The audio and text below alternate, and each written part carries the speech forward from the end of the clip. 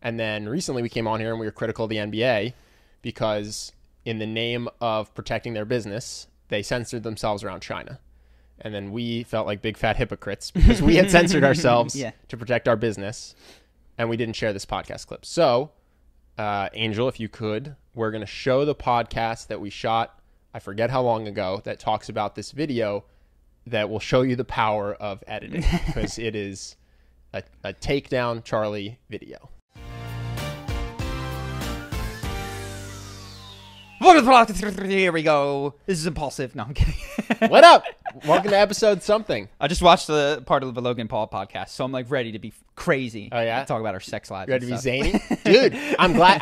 That's a great segue. So I wasn't sure if this is podcast appropriate, but I have two stories I know you're going to love. Okay. So I want to tell them to you. I haven't told them to you yet. And then we can just decide if we edit this out or not. Okay? So the first, my friend just found out he's accidentally an accomplice to adultery. Really? So, yeah. Someone I know? Yes. Someone I know well? I'm not going to say any more details. Can we just bleep your name? Just say this person's name. No. Yes, say it and then bleep their name. Cover the face. Go. Really? Yeah. So here are the details. Okay. My friend. He said specifically, he's like, just don't gas me on this. Yeah. But he said I could share. So he matched with a girl on Tinder, and her profile was like a little bit, the photos were fuzzy, but she looked cute. So he was like, okay, like blah, blah, blah. Can I get your Instagram? Gets her Instagram. Oh, this girl's really attractive. It's a different name than her Tinder profile, but I'm not going to think too much on that because, like, whatever. People are weird about Tinder sometimes. They go out, regular night, no wedding ring. I told him this. She mentions that she is in the middle of a divorce process. I told him this. And he goes, okay, yeah, whatever. Like, that does happen. Subsequent date, she's wearing her wedding ring. He goes, why is that? She goes, oh, like, it's just formality, the divorce thing. Like, lawyer said I should. He goes, oh, okay, weird. Their last date, they're going for a walk, and she keeps getting phone calls that she ignores. Finally, she goes, I got to take this. She picks it up, and it is her current husband, who is, where are you? What are you doing? This and that. She had told my buddy that he was in New York, and now he is calling saying, I'm in your neighborhood, and I am seeing you on a date. And so my buddy finally, like, it all clicks into face, and he just goes, oh my God, I just completely bought all her lies, hook, line, and sinker. And she is married. She's not going through divorce profile. And I'm the other guy, and I didn't mean to. And he's just, like, totally messed up about it. Feels really guilty about it. Well, and I just thought it was so fascinating because you always assume the other guy's just a total scumbag. Yeah. But he got completely played for it. You know what I mean? Mm-hmm. And I thought it was interesting. I thought you'd think it was interesting. I said this was the case. Yeah. And the reason I said, and it's a bummer that this is true, and I hate to generalize, but this woman is Brazilian, and you and I lived in Brazil. And what we encountered there was very different. I'll say it. We didn't live in Brazil. We lived in Rio de Janeiro. In a particular part of Rio de Janeiro. I didn't meet every Brazilian. Okay. What we encountered, much more than in America, is a different culture around lying. Yeah. Lying is not something you feel ashamed of unless you are outed. It does not bother there's a lot less guilt for most people that we met. So I noticed that many people in America, when they lie, feel both shame and guilt. They feel shame publicly, but also this personal eating at them when they're doing something. And it creates all sorts of discomfort in that situation. Yeah, you sleep over it. You're not sure what to do. I watched and saw bosses take their employees to, I don't know what to call them other than... whorehouses. Yeah, that's what they were. And after, like, the day after they took their employee to meet their wife for dinner, and with no... what she doesn't know doesn't hurt her was the attitude constantly down there. I watched multiple friends of ours who would be like upstanding, kind people just have dual lives, which they felt no personal issue with except in circumstances where they were caught. Yeah. And so I knew this story. And when I knew that this person was Brazilian, I said, be careful. I'm not saying all Brazilian people will lie to you, but I'm saying there are different cultures surrounding lying, and when guilt is not a motivating factor and it's only shame, and you're in it becomes tougher to catch that. So my question to you If you are is, Brazilian and you're a fan, by the way, let me know if you think that's an accurate read in the comments. I definitely don't want to mischaracterize because, of course, this is an entire country and an entire culture. yeah, we were in Rio and we were hanging out with That people was that my were in their experience. 20s and they were in Zona Sul. Yeah. And that was our experience. Yeah. Yeah. So please let me know because I think it's fascinating how that was such a culture shock to me down there. There's a number of things that were different, but the lack of guilt around lying was dumbfounding to me. Yeah. I don't have any takeaways. I just thought you would think that story was interesting. I called it. I called it, man. I got a second story. Okay. It's an A tangent. Yeah. Because it's about infidelity. Okay. So I was hanging out with a woman last night. And she was telling me about her friend. And this fits exactly kind of the relationship stuff we were talking about last week, which is this woman has a boyfriend. Mm-hmm. They live together. They've been together for 2 years. She described him as super nice. He treats her really well. She travels. She lives in LA. She travels to New York. And her ex sees on Instagram that she's in New York, hits her up. How do you know this person, by the way? Sorry, I missed the connecting fiber. I was with a woman last night, and this is her friend. She was just giving me the gossip because she knows that I find all the relationship stuff fascinating. I really love relationship stuff. Mm-hmm. And so anyway, so this woman is in New York, meets up with her toxic ex, hooks up with him. They don't sleep together, but they hook up. She comes back here, and she's asking her friends, what do I do? And her friends are like, you either got to tell your boyfriend or you got to break up with him. Mm-hmm. And she goes, yeah, I don't think I'm going to do that. What I'm going to do, I like this other guy sexually. I'm really drawn to him. I really want to have sex with him. But I'm not going to. I don't feel that way about my current boyfriend, but I'm not going to change anything or tell him. What I'm going to do is stay with him until I find somebody who I feel both ways about, and then I'll leave. But I don't want to leave now. Brutal. Your heart dies for this other guy who's what she would describe. He's so nice, and she says quotes which remind me of other relationships I've seen where she's like, I wish he would be mean to me once so that I could break up with him. Mm-hmm. Like, I wish he would give me the excuse of screaming at me one time so I could break up with him. But he's so nice that I can't, and I feel guilty, so I'm going to stay with him. But I don't like him. They're 22 years old, by the way. Yeah. It's like, this only gets worse for you. This only ends with him continuing to bend over backwards while you start treating him worse and worse until you hate him for not standing up to you. And then you break up 10 years from now instead of today. Yeah, and then he becomes incredibly bitter and goes, women are... And then you guys both just hate each other and the other genders. And my question to you in this story is, how do you not be that guy? Because we grow up and we're told, treat your significant others like a princess, like a queen. And I actually don't think that alone is maybe bad advice, but it's this idea of... I think it is. I think treat anyone like a prince or a queen. So just hear me out. So it's like, you want to be good to your partner, right? Yeah. You want to make them happy. You want to sacrifice for your relationship and for your partner's happiness. And you're hoping that they'll do the same thing. But in the meantime, it's about that small of a line from being a pushover that your significant other doesn't respect, who gets walked all over and cheated on. And by the way, this guy has no idea he got cheated on. Mm-hmm. And she came back and they lived together and they slept in the same bed that night. Probably didn't have sex, but he held her. So how do you not be that person in the relationship who thinks that you're sacrificing everything for the other person and being a great boyfriend or girlfriend while just getting walked all over and cheated on? Well, you kind of asked two different questions. I think you made the presumption that it was because he was treating her like a princess that happened, which I may or may not be it. So I guess the first question generally is, how does one avoid being cheated on? Mm-hmm. I think it's tough. I think the only way to screen for that is honesty, because people will make mistakes, do stuff that happens, happens.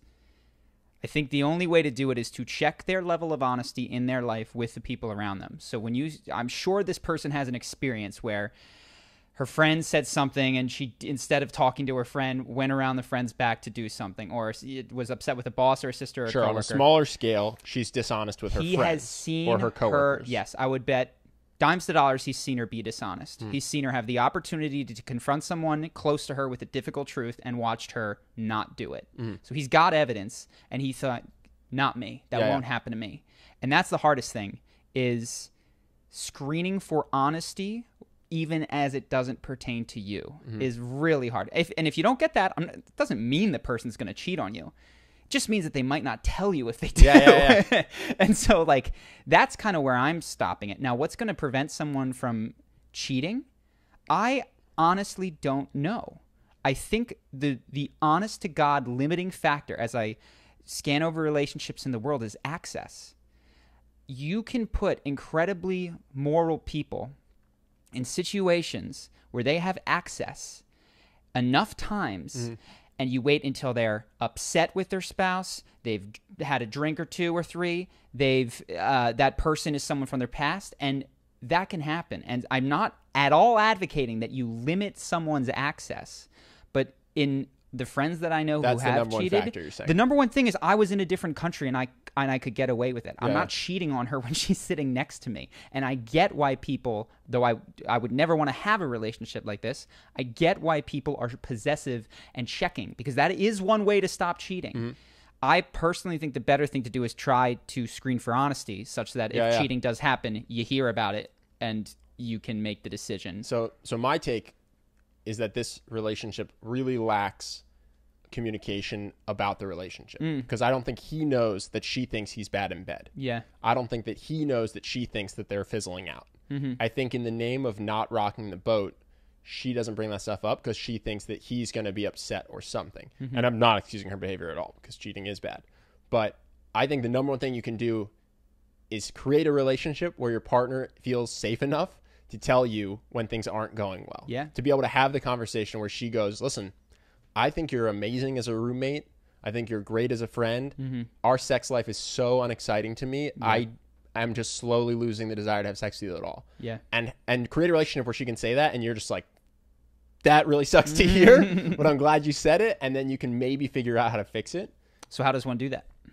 Fix the sex life or No, create how does one create those circumstances? So this is going to suck for everyone that's in a relationship, but I think it's the easiest thing to do is start it from day one. Okay. I think the easiest thing to do is you'll, on your end, find yourself wanting to bite your tongue. Yeah. To not upset your partner. And the best thing you can do is lead by example. I agree. Go so first. The best thing you can do is day 2 or day 7, there will be something that you don't like. So they'll be on their phone at dinner or they'll have said something, whatever it is. And you'll go, I'm not going to say anything about this because I don't want them to not like me. This is a small thing. I'm going to bite my tongue. That's going to create a relationship where you both bite your tongue. Yep. Or she's going to have to, or he's going to have to be the bigger person and start, which you never want to bank on. So yeah, I think the best thing you can do is go first. Don't bite your tongue. Potentially break some relationships. If honesty is going to break you guys up, let it. And that will foster a relationship where you start with the small stuff, and then by the time you get to the big stuff, you've kind of boiled the frog. Yeah. What do you do if you're in a 4-year relationship and you suspect you're being cheated on and you don't know how to create honest communication? I actually know what to do. I'll suggest this. So just to elaborate on what you said, I actually have found that level of honesty early on, it doesn't ruin relationships like you think it will. There's this belief that if I express something that I do not like or negative, therefore I do not like this person. And really separating behaviors from the totality of a person is so helpful to do. Be like, I don't like this or I don't like that. Doesn't mean I don't like you. Yeah, letting them know that's how you think is also helpful. Letting them know that you separate the two in your mind. And separate the guilt. So when you don't like something about someone that you care about, there's often guilt that is associated with it. And if you view it as a mechanistic thing that happened, which it's just important that you share in a loving way, as opposed to, oh my God, I'm a horrible person because I thought that when they chewed with their mouth open, that whatever it is that they did, I think that it makes for better relationships. But if you're in this long relationship, read Radical Honesty. Say, hey, honey, my man, my woman, whatever. I've been reading this book. Yeah. I think it's really interesting, and they have exercises in it for couples, which they do, page 200-ish. I don't know. They're going to be tough, but I want to do some with you. And they actually step you through them. The first one is, which is for some people easy, for some people hard, is go through your sexual history. And each person sits there, and for like a half an hour, he says roughly, starting at the beginning, tell them your sexual history, because this is where most people lie. Because what this woman hasn't said to that guy is, from day one, I knew you weren't the best sex in my life. Yep. It's not why. Like, she knew that right away. And I hoped that it would get better, but there was this guy 3 years ago that rocked my world. Now, that's a tough pill to swallow. Yeah. But the only way that it changes is if we can start from the baseline truth. Yeah. As long as this guy thinks he's blowing her mind, rocking her world, or at least satisfying her, nothing can change. Sure. So that exercise is great, and then you do the resentment exercise, which we've labeled the Resentsies. The Resentsies. We do the Resentsies. We do the Resentsies Awards, the 2019 Yeah, Resentsies. we do. We do them with each other. And that one sucks. It's no fun. And it's always worth it. You know, it's you sit down and one person is quiet and the other person says, it normally, you got to get going. You're like, I don't understand anything about you. I'm good. And then you get going. And people should read the book. Yeah. But normally when I say to have difficult conversations, it would say speak about pure facts or I feels, right? And when it comes to radical honesty, these are small periods of time where you can just speak from the heart. You can be unfair in characterizing the other person in this environment you create that's for that purpose, which is just to make the other person understand what's going on in your head, because it's already going on in your head. And if they can't be in your head, then your relationship is going to end at some point soon anyway. Yeah. Oh, man, relationships are hard. Fascinating though, right? Yeah. It was interesting to hear the quotes. The exact quotes of what she says to me are the most fascinating part. Like, he treats me so well, so I'm not going to break up with him for this other guy. I'm just going to date him until I find somebody better. It's just like, wow, this is the most selfish thing you could possibly do for this other guy. Yeah. Like for your current boyfriend. That shows a lot of care. Yeah. Like real concern for him, because you might be alone for a period of time between him and Prince Charming. You know what the worst thing that could happen is?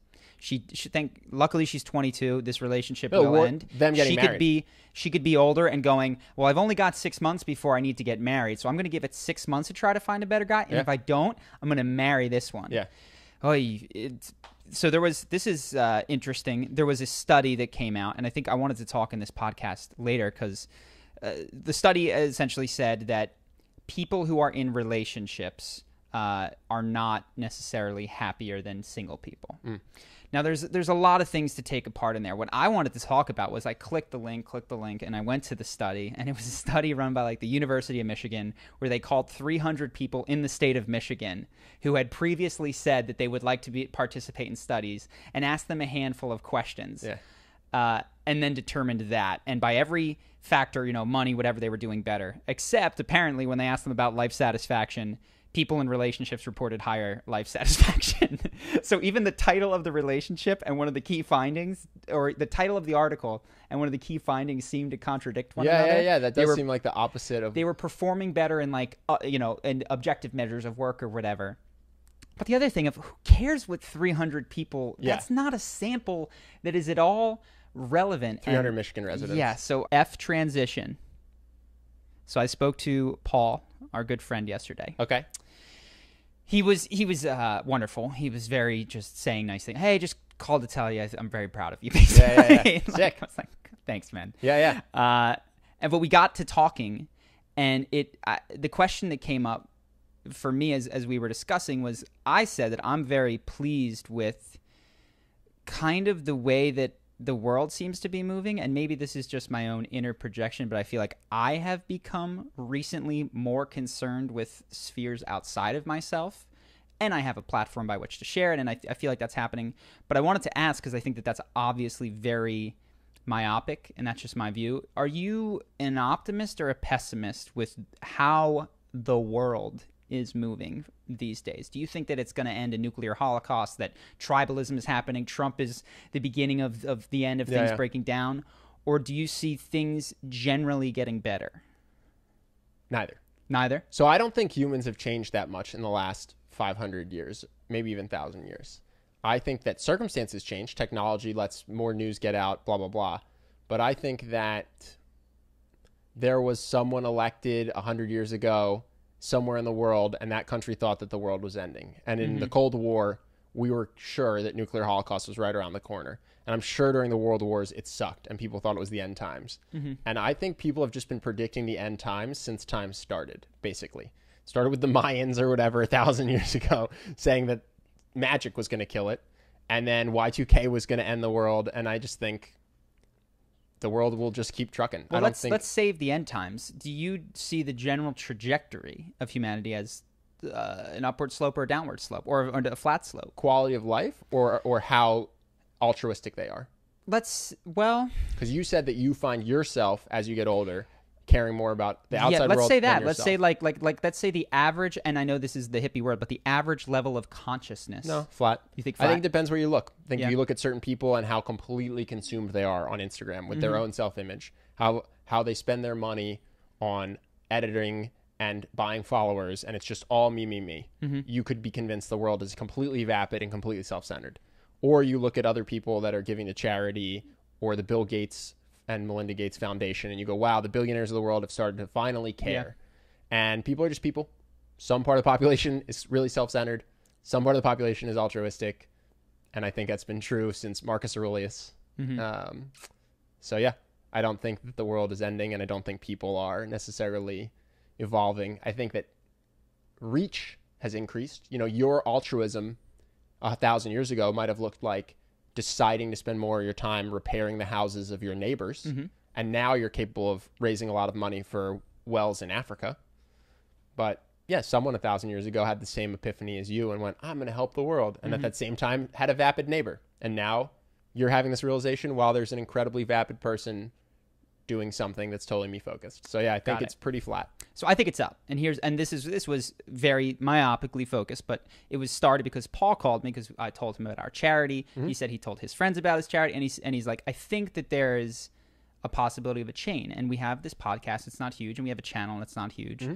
And of course, I guess I'm viewing it perhaps within a span of 10 to 20 years, but over the last, say, 20 years, what I saw, and even 50 years, news used to be an hour show that you watched, and then it got shrunk and shrunk and shrunk and shrunk, and it was a shorter segment, and then it was a tweet, and then it was a headline, and then it was just screaming about negative things that have happened. And our media also shrunk in attention spans to basically just trigger the most viral of emotions, which is essentially anger.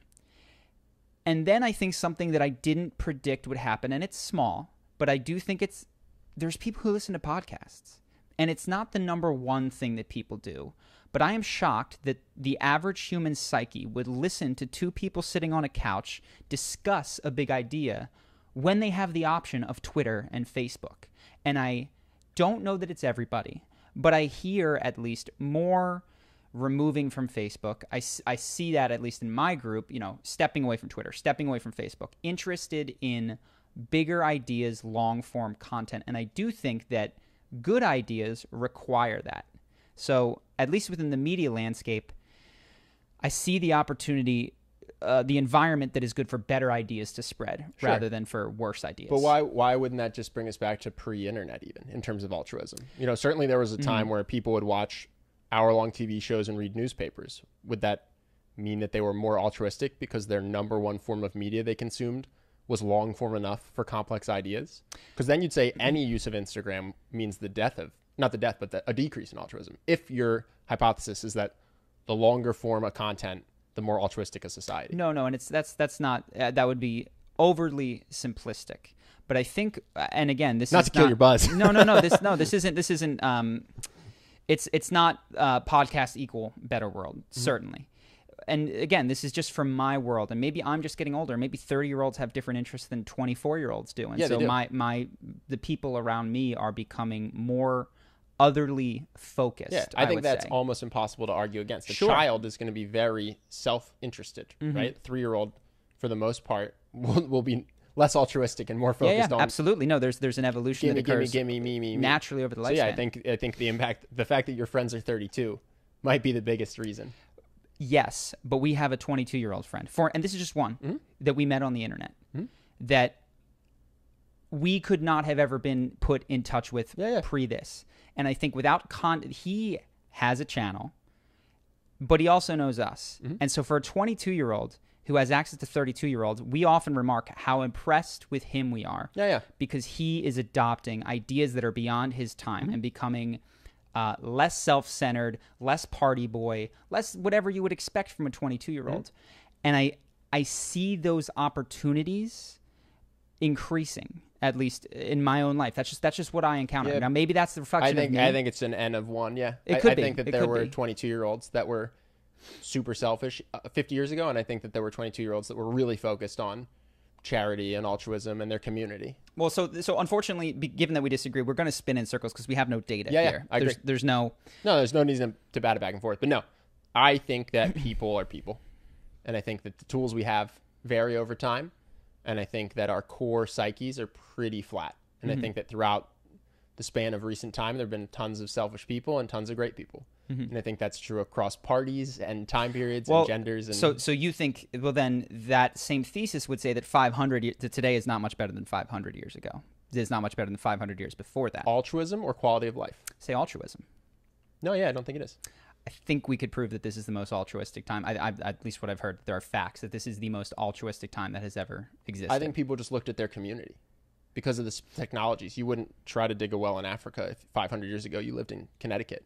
But I just mean general giving, general willingness to part with whatever one had acquired. So I would question that. I actually think we'd have to look at the data. Probably the least sense of community ever in major cities in the history of humanity. The least sense of community. I think that 500 years ago, you probably really cared about your neighbors. And when someone got sick, they didn't TaskRabbit food to themselves. They had neighbors that would take care of them. And then when their neighbor got sick 6 months later, they would take care of them. And now when I get sick, I use the Heal app to get a doctor to me. I use Postmates to get food to me.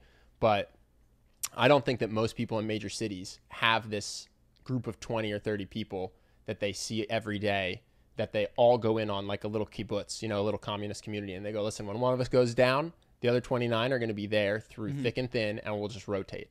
I think in 2019 in major cities, that's less common than in rural areas and in the past pre-technology. So I would be super interested to see if anyone had done a study. Now, we would obviously both agree that quality of life has improved. Yes, massively. We wouldn't argue with that. Massively. And I think the level of altruism in terms of reach is different because, like I said, I think this was so. I think maybe here's a bridge.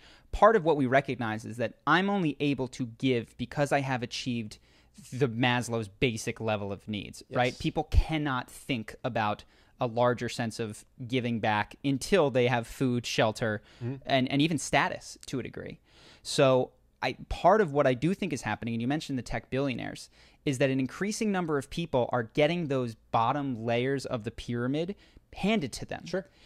Which allows, for the first time ever, the possibility of higher self-actualized things to start to take place. I think people give to afar to strangers more. But I think the altruism score that you would have in terms of the amount of time and money that you spend on other people wouldn't be higher, because I do think there was a much bigger sense of community. I think there was a bigger sense of helping your neighbor, Got it. And so now you're helping people in Africa, which is awesome, but you're not thatching roofs when things go bad. You know what I mean? You're just calling your landlord or telling your neighbor to figure it out for themselves, So I do see what you're saying. I still think, I guess, that the point of the Maslow's thing stands in the sense that, yeah, if you have a greater number of people that have the basic number of things taken care of, you can't thatch your neighbor's roof when your roof is totally messed up and you can't feed yourself. No, but you would sacrifice more in a community that you relied on. So we don't. I got it. And this is getting a little bit too heady. And then I go, is that altruism or is that enlightened selfishness at all that point? Altruism. Yeah, is enlightened selfishness. Sure. Well, then I think the scope, and we've said this, the scope of what one defines as, even though our community is not tightly tied to our neighbor, the role of the human community, I do think for many people is expanded. And it's not amazing, but the fact that there's a modicum of concern for Hong Kong, for these sorts of things, I'm optimistic. I think, and I don't know that this has happened many times in history. I wonder how much of the concern for Hong Kong results in action, and how much of the concern for Hong Kong is because you want to label yourself publicly as someone who's concerned about Hong Kong. Totally, I agree. Or it's a wonderful thing to project your frustration with the man onto. Exactly. Yeah. If you hate the man, or if you just want people to think that you're worldly, so you're tweeting about it. Yeah. But not actually doing anything to help anyone in Hong Kong. We should make a bet. We should make a bet for 20 years from now. If we could pick a measure and we can see what, I don't even know what we would measure, but I'm optimistic. I think, and you're right, I am looking only to my own life, but I think with the advent of regular people are coming up to me and being interested in psychedelics, which I think is one of the things that transforms your sense of me to a greater whole. I would let's come up with a metric for next week, and we'll do a handshake bet for 20 years from now of what direction things go. And if it's flat, you win, and I'll give you $100. I think it's just always been the end time. It's always where you focus. You know, it's always where you put your energy. If you and I spent a week hanging out with the most vapid influencers in the world, sure, you'd come away being like, I can't believe how self-interested the younger generation is. They're so self-interested. And then we could hang out with a different group of 22-year-olds that were super altruistic, and you go, wow, the younger generation is so evolved. They're so conscious. The world's heading in a great direction. And it's like, yeah, 7 billion people. Yeah. Where are you going to focus? That's what your recency bias is going to tell you the world is like. Totally. I agree with that. I'm still going to make that bet, I know though. you do. Yeah. What else you got? I got some stuff. What did I write down? Oh, this is a fun one in the world of fake news. I've become so jaded about news, man. I don't trust any of it. ABC News mistakenly aired a video of a Kentucky gun range. Did you see this? No. During its coverage of Turkey's attack on northern Syria in October 2019, and said it was footage from Syria. And it is footage from a Kentucky gun range. And it aired on national television. And so they were like, the drone strikes are like, they were just talking about Syria. They said the attacks in Syria are getting worse. And behind him on a green screen, because the news, is these bullets flying overhead and they're impacting things and there's explosions. Man. And he's going, things in Syria are taking a turn. It's getting really bad. And someone went, I know that footage. It's from a Kentucky gun range and I can prove it. Wow. And then I was like, maybe this is fake news. So I went to Snopes. Snopes said it's true. I go, well, I'm still not convinced. And then I looked and ABC released an apology saying that was footage from a Kentucky gun range. That's our bad. Which means that on national television, people around the country and around the world saw it and thought that that was footage from Syria. And I'm not saying nothing bad is happening in Syria. Maybe there's footage that's even worse. I just think it's fascinating that ABC could make that mistake, that somehow footage from Kentucky could get on air as if it were Syria. Jeez. And yeah, it was just, when Trump said fake news, I laughed. I went, what a hilariously weak attempt to undermine the people criticizing you. And now I'm much more on the bandwagon of fake news. Yeah. Don't trust things. Don't trust what you read on the internet. I don't honestly know what to do with news other than not participate in it, honestly. And I know that that's considered a sin amongst a certain group of people who think that being involved with your country and the political process is so important. But man, the editor has all of the power. Yeah. Right? Like, most people are not going to watch every Donald Trump speech, every Bernie Sanders speech, every Elizabeth Warren speech, and let's presume that they're telling the truth 100% of the time in all of their speeches. Most people don't watch the entirety of anything. Of course not. So in order to assess these candidates, what you're getting are snippets chosen for you by some other person. Now, I'm not saying that these people are evil, but I'm saying that the tremendous amount of power that these editors get to take Bernie Sanders, who's 80 some years old, and go, here's who Bernie Sanders is in a paragraph. How could anyone? Here's a quote from a paper he wrote in college. Yeah. Which, by the way, was 700 years ago. Yeah. And then to do that with 13 candidates, never mind the one who is clamoring to get on the stage, who was blocked from being on the stage. I saw they actually did that. I don't know if it was Bernie. Someone got quoted from a college essay they wrote when they were 19. They're in their 70s now, running for office. And it's like, do you think this person hasn't changed their mind in 51 years? Yeah. And then sort of to even attempt to walk through that muck, to get to the heart of who Bernie Sanders is in comparison to Elizabeth Warren, in comparison to Donald Trump, who have all lived a long time and done a lot of stuff. Man, I still am learning things about the people that I've known since high school. I had an unrepressed memory recently. I'm learning about myself. Yeah. So when all that I can do is disconnect from the political process. The other thing I think that it's interesting because I know that there's going to be this whole rock the vote, get out, and they're going to shame people who don't go to vote. And I'm going to catch flack for this. But the value of your vote has been determined. There's a dollar value that's placed on it. Everything in the world exists in a market. And you can basically determine the dollar value of your vote by adding up the amount that is spent on elections. Because you could imagine if the president of the United States of America had unmitigated power to do anything, more money would be spent on the election because each vote would become much more valuable. So the importance of the president is essentially the amount of swing votes that exist out there, dollar per person. Yeah, the amount of dollars that are spent divided roughly per person is approximately the value of your vote. And if you do this, you get anywhere from like $16 to $200 is roughly the value of your vote. Of course, that's going to change state to state, because if you live in California and you're a Republican, your vote for the president doesn't count. So if you live, and if you live in, where's another red state, Alaska or something, I don't know, a red Alaska state. A red state? Wyoming, take Wyoming, right? And you vote Democrat, your vote doesn't count. We basically throw that one out. So at the end of the day, all the energy goes into this. You're trying to walk through this muck to figure out who this person is, which is an impossible task, to finally cast one vote every 4 years, which has been dollar valued at, call it 2 to 3, low 3 figures. I can't muster the ability to participate in that too heavily, other than to just watch the spectacle. I feel like there's just more valuable things to do with my time than spend $20 worth of attention on this for 2 years as they run against each other. So yeah, I don't know what to do with the news, man, other than just, I think the news tells us more about ourselves than it does about the world. Yeah. It really tells you about the demographic of the person watching. Watch commercials on the news. That's the most fascinating thing to do.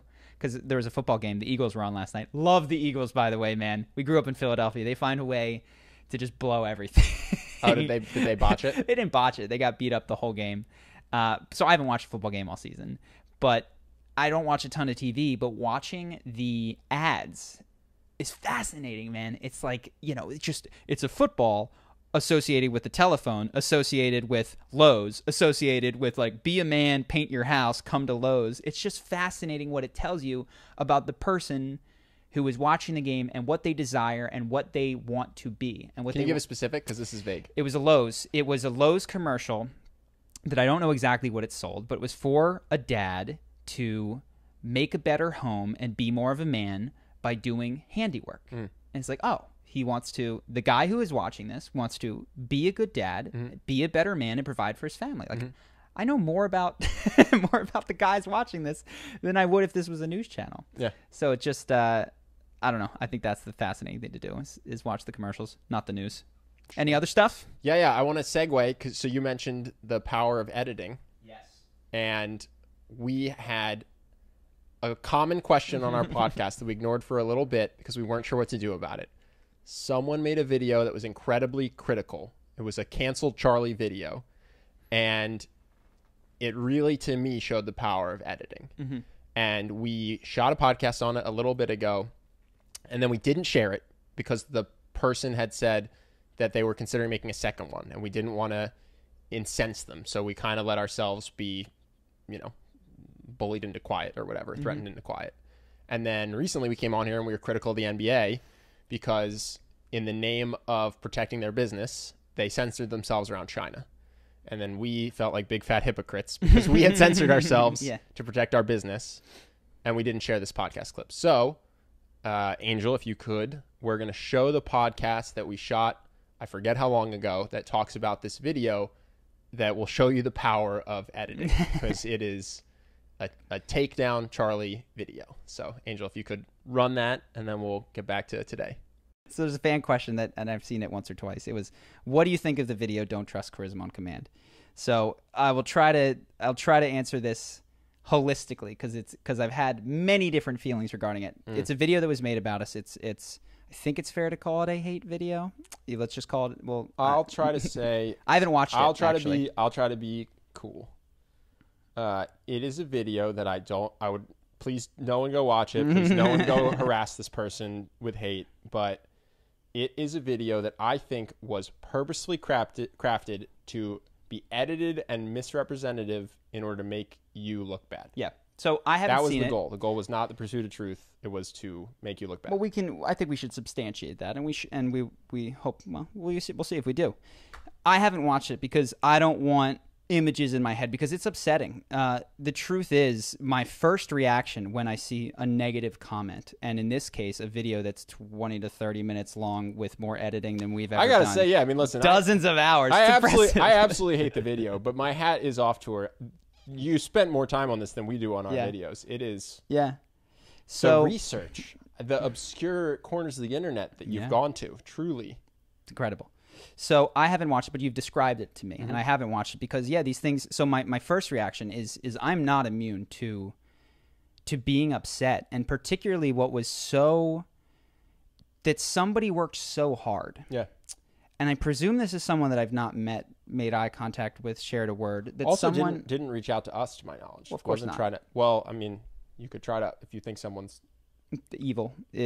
So it accuses us of a number of things, which we can sort of go through. But in terms of my emotional reaction, it kept me up at night. It is upsetting, and honestly, I'm fast forwarding to the end here. Ultimately, as weird as it is, and I'm still uncomfortable with, grateful for the opportunity to grow. Because what it made me keenly, undeniably aware of is how concerned I am with literally what a stranger who has never met me thinks and says about me to other strangers. Mm-hmm. And we've talked about your character being more important than your reputation, and this exposed that I care, I care about me. To have someone, I feel like I'm in middle school and I'm being trash talked on Facebook, and it's just happening around me. So it exposed that in me, and I'm grateful for the opportunity to grow from that. But it can't. I mean, it's you never want anyone to think something bad about you Sure. or to say anything bad about you, and especially not to try to learn from you any of it or to. Yeah, I mean, it's just a hurtful thing in general. Yeah, no. So it hurt my feelings is the truth.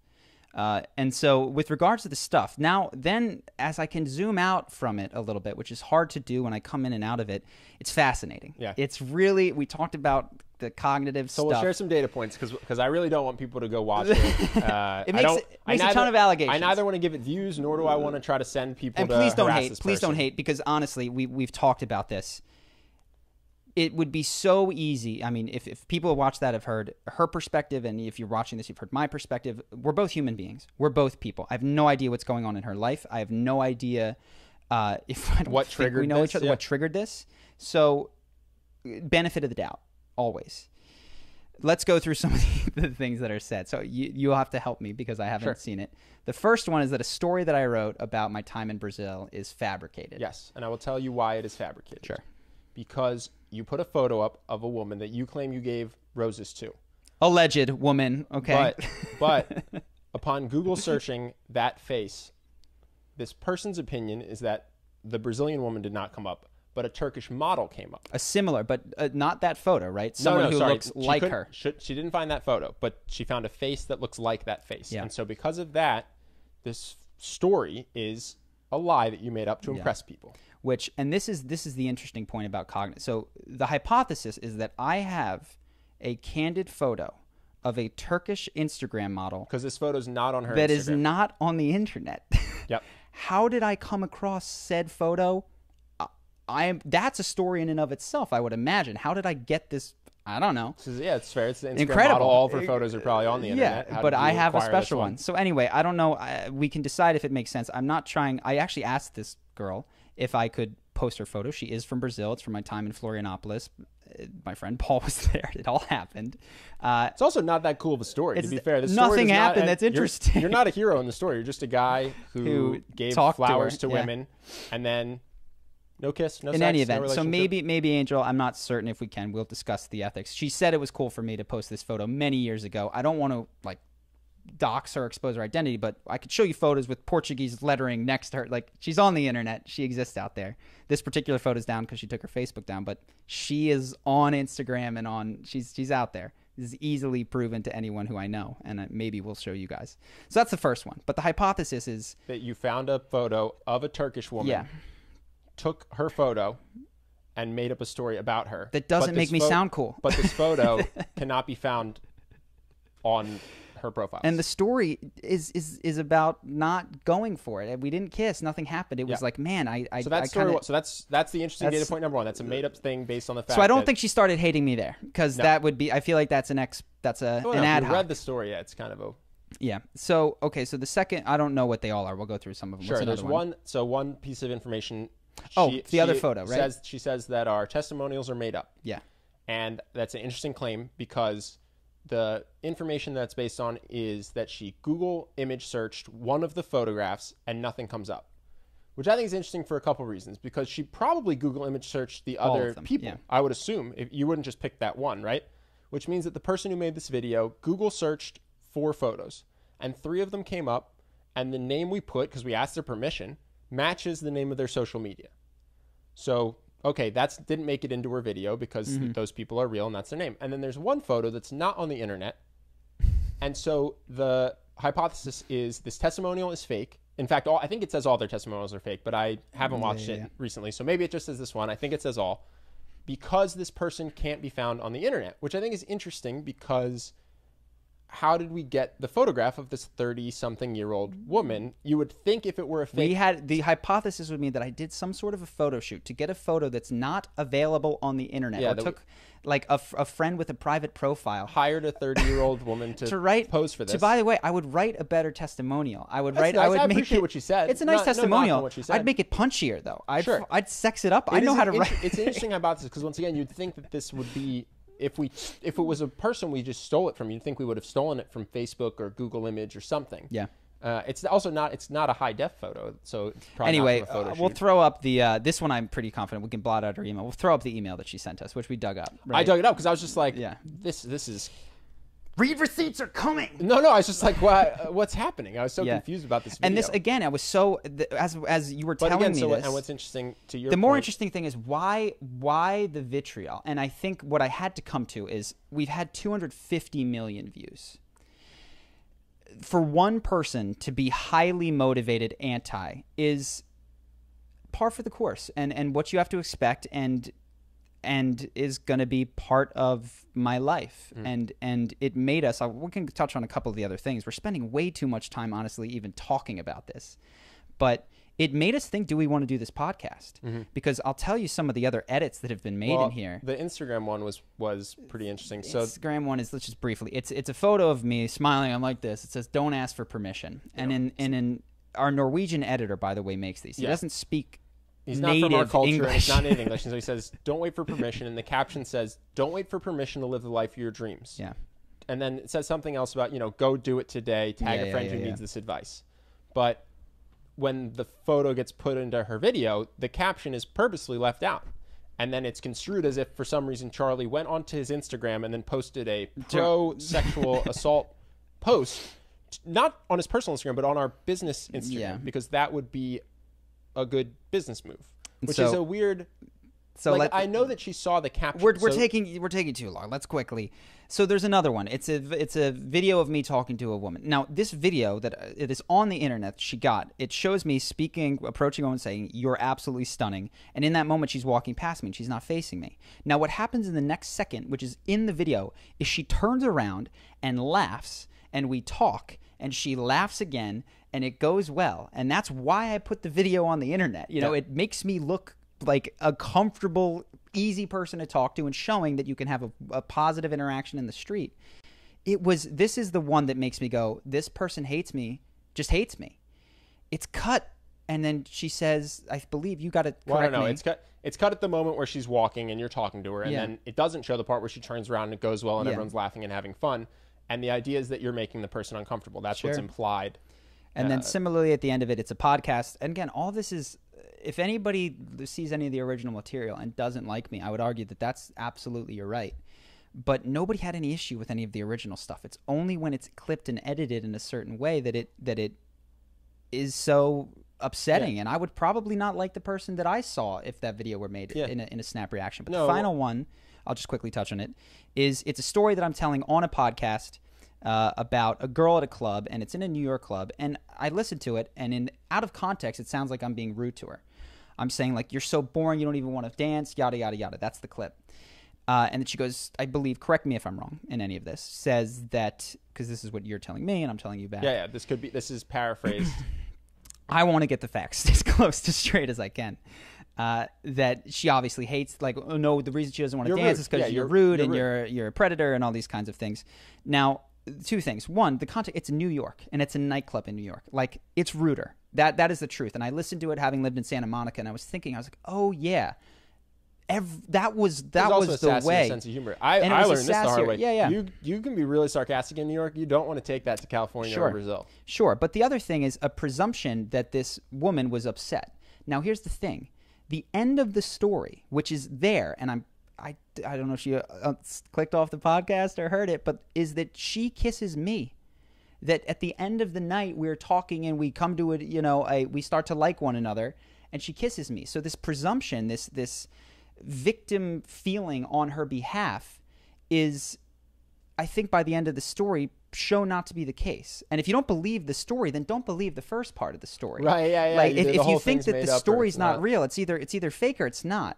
But so there's a number of other things in there. All of them have slightly funny stories. Some of them I could debunk by telling you personal details about the people in there, which I don't want to do. Leave that. Okay. Anyway, I see what you're saying. Yeah. So so what is my thought? So we go through all of this, and I look, and it was very upsetting at first. And then I read this book on how people come to decisions. And the only thing that I can, as I go through this, and I actually listened because I was like, am I horrible? And I need to check on this, because that was like, I need to see it. And I listened. And what I concluded in a lot of these is that this person decided that they hated me and then found evidence, which I think to them makes sense, and ignored everything that might have contradicted that, even if it came a second later in the clip. Sure, if it's not intuitive, like why would a Turkish Instagram model have a photo available to you that's not available to the world, or whatever it might be? Yeah. It's just, once someone has decided something, there's no counter evidence that will persuade them when they are heated. Yeah. I hope that she sees this and maybe considers it, and maybe we talk or whatever it is. Yeah, but, I'm doubtful, but that's okay. No, but I would love that. Honestly would love to talk to this person. It would appear that this person decided they didn't like you and then decided to make a video. Well, not decided. That would make other people something not like happened that they didn't like me. Yes. Something happened, and then. But it's not the content of the video. I agree. Weirdly enough, yeah. that she hated you before she saw an Instagram post about not waiting to live the life of your dreams, and she hated you before Google image searching one of our testimonials. Yeah. That was not the moment when she decided that she didn't like you. Was when that didn't come up. And so it's interesting. To me, it was stressful because I went, wow, you can clip, and I've been guilty of this. We've talked about this when Rudy Giuliani talks about 9/11 when he's supporting Trump, and he mentions something. There's been no terrorist attacks, blah, blah, blah. And it's cut in a way. He says there's been no terrorist attacks in New York, and then that gets shipped out by liberal or Democrats. And I saw it and I fell for it. Holy cow. And then what you realize when you watch the full thing, because my friend was like, hey, I think you might want to delete this post after you watch the full video. 30 seconds before, he says, with the exception of 9/11. Yeah. And I got. And so when this happened to you, I was thinking, oh, wow, you're totally screwed, because you can be convinced of anything. You can chop up different sentences. And we're going to go do this podcast. Yeah, you can take where anything, it's just going to have tons of sentences. You can deep fake me. I mentioned at one point we talked about abortion. At one point I said the word evil. And I don't think abortion is evil, but you can get me to say it if you just put enough words together. And so I was really freaked out. We talked about I was kind of in favor of canceling this for a little bit, to just not be available to people to do misconstrue that. And it was about. Yeah, it was scary, and it could be, but honestly, I talked to my friend Benji, who gave me the best advice on it, and he was on Survivor Australia, and he said, look, man, I came back and people hated me. I was the bad guy. I'd been my 15 minutes of fame was of people being like, I'm going to kill that guy. I hate him. How dare he? And a couple things. One, I paid attention to my real life. And nobody who hated me with all this vitriol in the world on the internet said a word to me in person. It was friendly people who came up and spoke to me. So it was like, so pay attention to your real life. Like, do your friends think that this is true? Have any of the women alleged in this video had any problem with you? Go to that and rely on that. And then the second thing is, what metric are you going to use? Mm-hmm. If you take the metric of hate videos, I mean, if Martin Luther King Jr., and I'm not saying not even close, if he were alive today, he'd have so much vitriol about him on YouTube, because what he was doing at the time was pissing people off. That's not to say, I feel I got to make this abundantly clear, I'm not a civil rights leader. I'm not doing anything on that scale. But if you're going to make an impact, positive, neutral, whatever, people will react, and some of them will hate you. And if you make your metric not getting hate videos, you will do nothing. So keep doing the podcast and try to do good and do the things in your life, like sit down with your morality and focus on your character instead of your reputation. And I really genuinely, I would love to talk to her, because when I look at our YouTube channel, it's just helping people to be more confident and to have better social skills. Sure. It's not particularly political. It's not about well, to some people, I think it is. And this is so I was trying to theorize why someone would do this. I don't think it's someone I know. I thought there's one person we've kicked out of our course. I was like, could be them, disgruntled. Yeah. There was a woman. We have a community when you join Charisma University. Kick someone out of the course. Sure. She was being disruptive to the community. And the other thing is, I was looking, because I don't ever do this if you have any modicum of internet fame. I was like, why do people hate Charisma on Command? So I started looking up negative things about us off our channel. And there's subsets of Reddit that are convinced that they know my political affiliations and that our channel is and by subsets, I mean a couple dozen people. Sure. That are political, that we are a gateway channel to radical, alt-right views, and because we normalize Jordan Peterson. And that's my other hypothesis. I really do not think it's... You think it's because you covered Jordan Peterson and Trump? It could and Ben be. Shapiro? What I feel confident in is that it's not the material that was in that video, because I think that if you came to that with a neutral mind, you wouldn't cut it the way that it was cut. Yeah, so I think the decision is I think the emotive thing where I was disliked happened first, and then confirmation bias took it from there. So that's my suspicion, though. If you're watching this, Michelle, reach out. There's an email on our Charisma on Command YouTube channel. Your first podcast guest. I would love to talk to you, truly, just to try to understand. You know, I feel like we're trying to do good in the world. It was really disheartening to watch the video, you know. But here's what I want to say to you is I would like that. I think it would be a really powerful thing if we came to some sort of eye-to-eye, human-to-human thing. That'd be great. But you and I cannot create this kind of a space for any sort of negative thing that is said about our business in the future. This has to be a one-time sort of a thing, because it's just slowing us down, and there's more that we could be doing. Oh yeah, I spent a lot of mental energy on this. I mean, it's not even really about me, but it kept me up at night. I was trying to figure out, what does it mean? What can we do? You know, like... Do not, and I will repeat, do not go comment anything negative on the video. Do not do that. You're not helping me. You're like, if you've been listening to this podcast, we're not trying to create a bullying environment. This has got to be understanding. Otherwise, what we are feeling that we have been victimized in is exactly what we are doing. If you can't be understanding and assume that you don't have the whole story, then you're missing the point that we're driving at in this podcast. So do not do that. And I don't even know if this will air, but we're just talking about it because it's gonna air, bro. A couple people have asked. It's happening in the comments. So anything, So how about those Oklahoma City Raiders? No. Anything else that you want to touch on before we wrap? No. Anything else you want to say about that? No. It made me sad. What do I feel? I've repeated myself, but you asked, what do I think? Hopefully we've talked about what happened. I'll just reiterate my emotions. I was sad. Well, one thing is, you just can't control what other people are going to put on the internet. I was sad, and it exposed an area that I'm not happy to have to grow in, but I'm excited to grow in, which is, and I've run this mental exercise. Just pretend everyone hates you. Everyone other than the people that you directly interact with and help. Like, imagine that world. Every stranger hates you. And find a way to be happy in that world.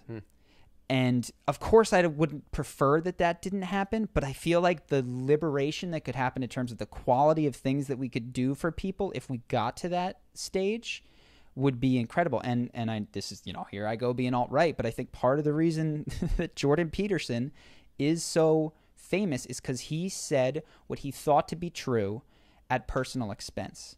And agree or disagree, I admire that. I admire that he said that he went and took personal risk to say what he thought was true and risk losing his job and all that. Super hard, man. When I was making videos for the channell, I read all the comments. You eventually pulled me aside. You're like, dude, you can't do this. And I took everyone to heart. You're worse than Charlie. You're ugly. Just all the terrible, you got a lopsided smile. It's just, and I just buried them all in my brain. Sure. It's hard not to. Well, and now we're dwelling, but we're here. I think that's really what confidence comes down to. Some people seem to just get it. Maybe they do, maybe they don't. The Conor McGregors who go out there and at least early in his career, it's just there's no brokering. But if that's not you, guess what? You get to start like me. You get to try to build it from the ground up. And the ground up means feeling uncomfortable and staying up at night and worrying what people think about you and taking a deep breath a lot of times and taking a lot of melatonin. You know what it is? No melatonin. You know what it is? And I've been reading a lot of meditation. It's like, this is real. Like, I see you. You are real. All of those things and the people, that's all imaginary. And quite frankly, no one has come up to me with anything but positivity. And while I'm grateful for that, I can't promise that to myself in the future. Yeah. But try to keep it locked in on things that are within your tight sphere of influence and your reputation, especially if you're on YouTube. That's out of my hands. So that's only out of the take box. it personally when our friends tell me that I'm not as handsome as you. Yes. Got it. Let's end on that note. All right, so that's what we shot however long ago. Yeah. We're officially uncensored. We're going to take whatever comes from it. But an update is since we shot that, you watched the video. I did. You actually said, I'm going to see what this is about. Yeah. So, dude, it was more broad spanning than you'd led me to believe is what I found. You mean because she makes fun of your guitar playing on Instagram? Everything, man. Yeah. Oh gosh, my guitar playing on Instagram. Our business was. I want to actually talk about this. I think there's an interesting criticism that I wish had been put forward in a different way, but it's fascinating to discuss. But yeah, that was one of them. Saying that I don't drink and then having people invited out to drinks for dates being an indication that I am essentially engaging in date rape, I thought was it was tough, man. I sat there like when we first sat down to do this, I was much more. You were more magnanimous. More benefit of the doubt. Magnanimous. You hadn't seen it. I hadn't seen a lot of the pot shots. Yeah, you watched it and you saw how aggressively it attacks you. Yeah, and just like, okay, here's 2 pieces of information. I say don't drink socially because it's not good for you and it's cheating and you're not going to develop confidence. And then I say a good place to go on a date is to a bar you can get a drink. Yeah, and that culminating to be I'm like taking advantage of drunk girls instead of like maybe I don't drink socially but have a drink at a bar on a date. I don't know. Yeah, no, how is that not it's just a another example of it kind of set me off. Yeah, when I can tell you're fired up. Yeah, I'm gonna take it easy. It's another example of just if somebody were coming in without a lens, I think the conclusion they would reach if you said, my advice if you're learning charisma is to go out and not drink alcohol. Mm-hmm. And then separately in a completely unrelated thing, you said, if you're going for a date, a good place is a bar where you can go grab a drink and hang out and touch, and it's less awkward than dinner. I think if you didn't have a lens, you'd go, okay, this person's advice is when you're learning charisma to not drink, but if you're going on a date, you can have a drink. But when you come in with the lens of Charlie Houpert is evil, somehow that gets interpreted to be he's going out and not drinking and pumping people full of drinks, which isn't in the content. And so, yeah, I think that it's just the whole video was an interesting example because it's shot like Cowspiracy. I have the same complaint with Cowspiracy, which is it's shot like it's an investigative thing. She says, hey, what's this channel about? I'm going to check it out. Hey, what's this course about? I'm going to check it out. But we checked the order number from when she ordered, and she ordered it in December of 2018. So this seemingly happening randomly, I'm going on this learning adventure with you video was actually months in the making. And so, yeah, you get this narrative. Weirdly enough, here's the only thing that I would wrap it on, because I am frustrated, but like I'm trying, because I'm making a video on Trevor Noah this week, which is fitting, and it's the only thing that kept me sane. And it's about how to handle arguments. Yeah. And one of the things that I do believe in my core is you cannot jump to conclusions without consulting the person. So even though I watched this video and it seems clear to me, I'm really trying hard not to go like this was a malicious thing, because I think that doesn't happen. I think that what exists is that there's people, and if someone does do wrong, I do believe it comes from ignorance, and I don't believe it comes from malice. 99% of the time, serial killers excluded. You want to have her as the first guest? I would reiterate my We'll fly her out. invitation. We'll fly her out. She'll No, I take my wouldn't seat fly on the you out. podcast. No, I wouldn't fly you out. If you want to call in the person who made this video, I will not berate you. I promise. I will not try to gotcha question you. I will do my God's honest best to try to understand.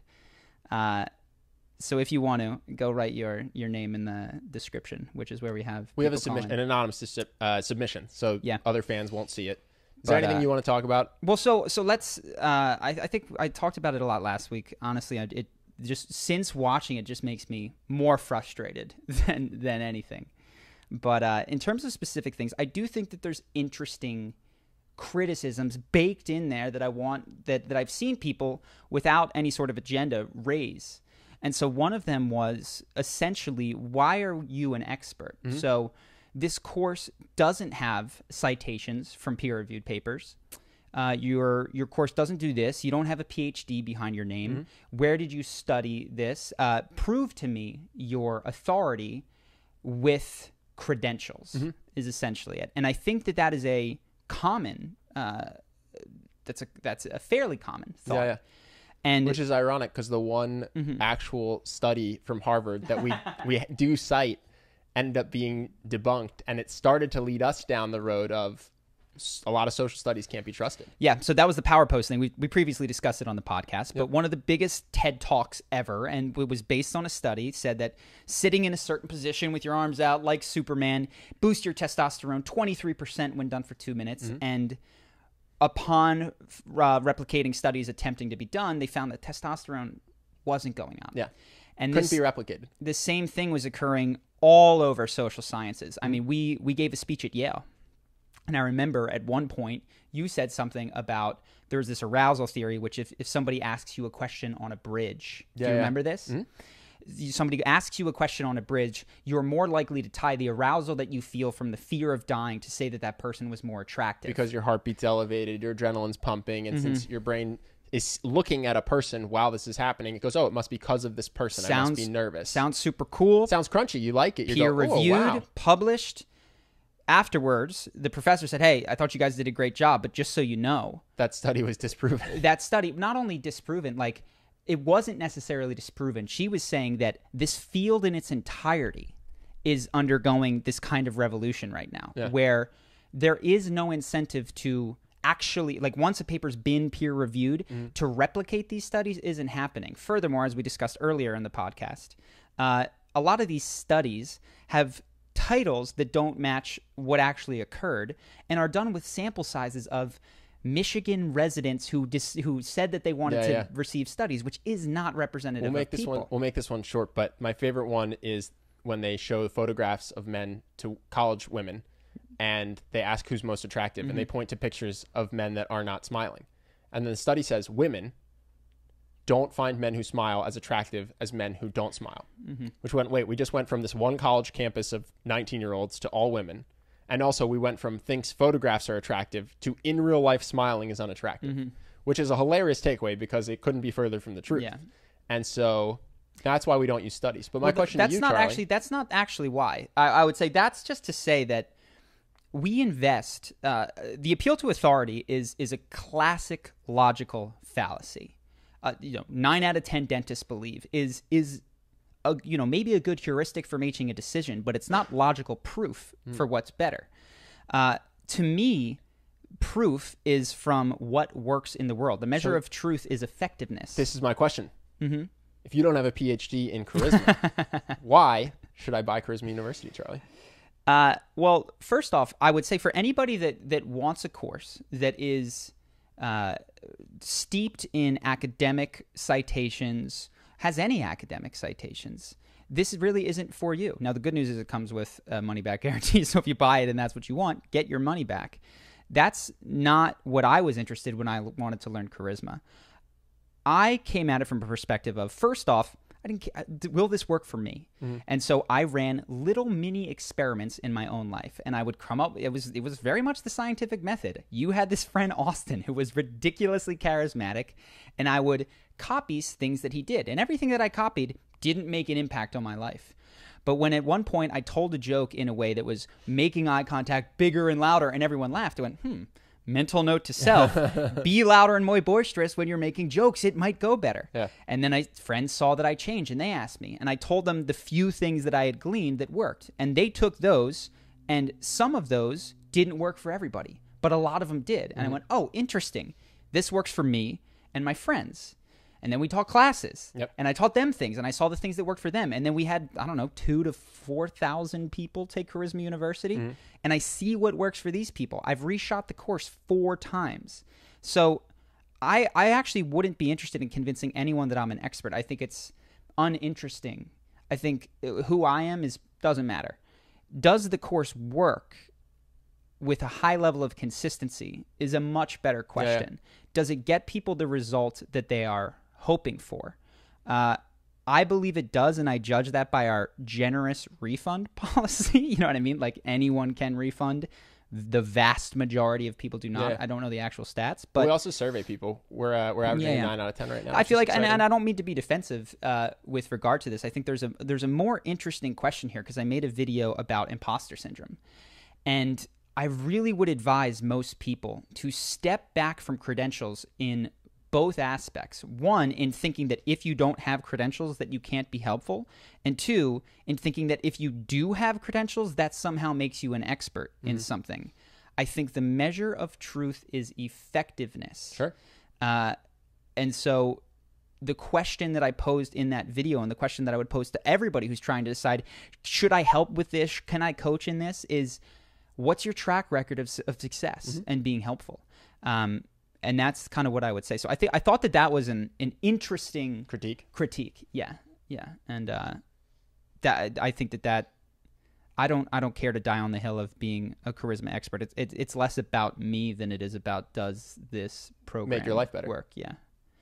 So that were my thoughts on that. I think there's some other. We kind of mentioned this. It just. We talked about this previously, the power of editing to control a narrative. It really did. It made me think, because I was doing Trevor Noah as well. And there's one moment where this interviewer asked me, said, you said da-da-da, and she tells a joke. And he says, well, that's not how I told the joke. I did it on stage, and I had an accent. I did it like this. And she said, but these are your words. And couldn't someone take this out of context and then say, Trevor Noah thinks that da-da-da-da-da-da? And it's an interesting question that I think is posed by a lot of people. And essentially it is, where does responsibility for communication lie? Especially in an era where it's not just gossip, like, oh, he said this, but where editing can occur, right? And you can grab a Trevor Noah or Charlie Hooper or whoever you want clip and excise portions of it. And we talked about this in the clip they just watched, because I got with a Rudy Giuliani clip. So I think there is an interesting question, because I don't think it's all on either side. Where does the burden of where does that lie? Is it with the speaker? Is it with the listener? Is it with this intermediary editor who is often your news source, or Phil DeFranco, or whatever YouTube channel you like to watch? And all that it made me think is, you need to have a relationship with the editor who presents you with whatever sphere that you're looking at. And I do think, if you're looking to make a character judgment off of anyone that I make a breakdown of, you better trust me, because I control that narrative, right? Now, I would suggest, who cares about these people's character? It doesn't matter. I'm trying to highlight charisma things that you can work and apply in your own life, and see if they work for you. And if they don't work, throw them out as false. I don't care.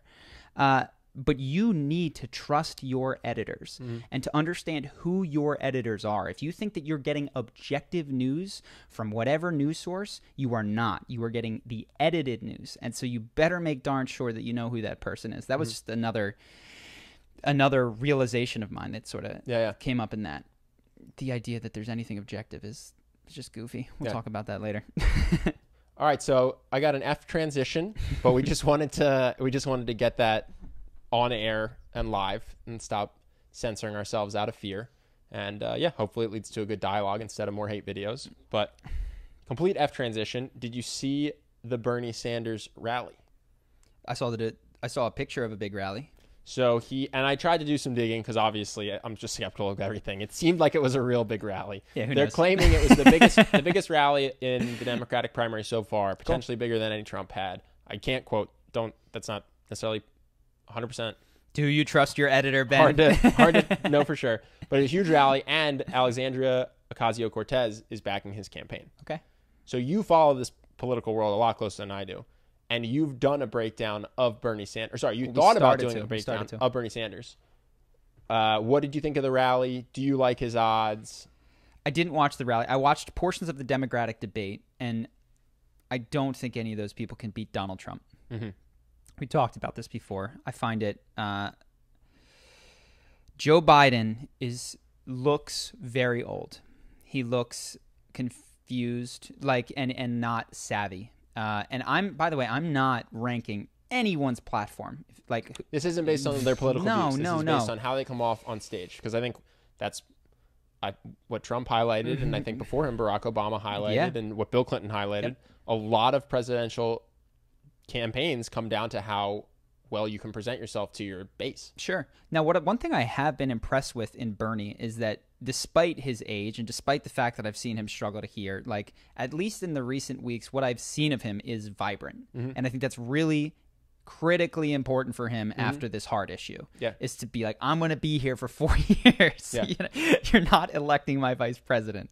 So we've talked about this a little bit. Bernie Sanders, in his campaign, has unlocked the number one marketing tip that every copywriter tells you to do. The number one thing in marketing they always say to do is tell the person that whatever problems are happening in their life are not their fault. This is Donald Trump too. And this is if you're the best campaigners do this. And this is what all business people do. If you're poor, it's not your fault. Buy my course on how to make money. If you're heavy, it's not your fault. Buy my course on how to be fit, right?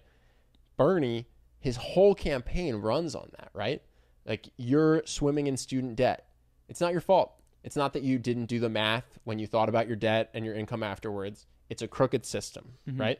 Your job you don't like or it doesn't pay you enough, not your fault, bad system. Medical bills too high, bad system. And he's so popular despite the fact that you tried to do a breakdown of him and ultimately there's not a ton of charisma there, because the one thing he does really, really, really well is he says it's not your fault. All the problems you have are because of other people. And if you vote for me, together, we're going to fix your life without you having to do much. Well, just so you know, I could do a breakdown on him now that he's tweaked his message. So if you look to 4 to 8 years ago, his message was more complicated than that. It was, yes, taxes will go up, but overall, this is what everybody who talks about universal health care is struggling to message. Your life was going to be better. Your taxes will go up, but your life is going to be better. And he has, I think, in part, learned the lesson of sound bites, which is you need to have 10 words together that just are going to rally your base.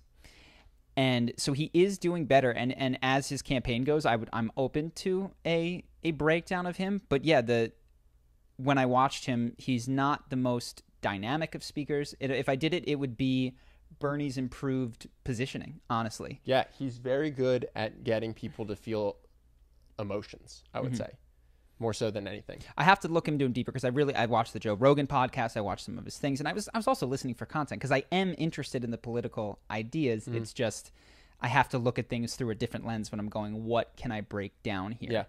Yeah. So he might get it one day. I'm also not convinced. I think you probably saw it on Reddit.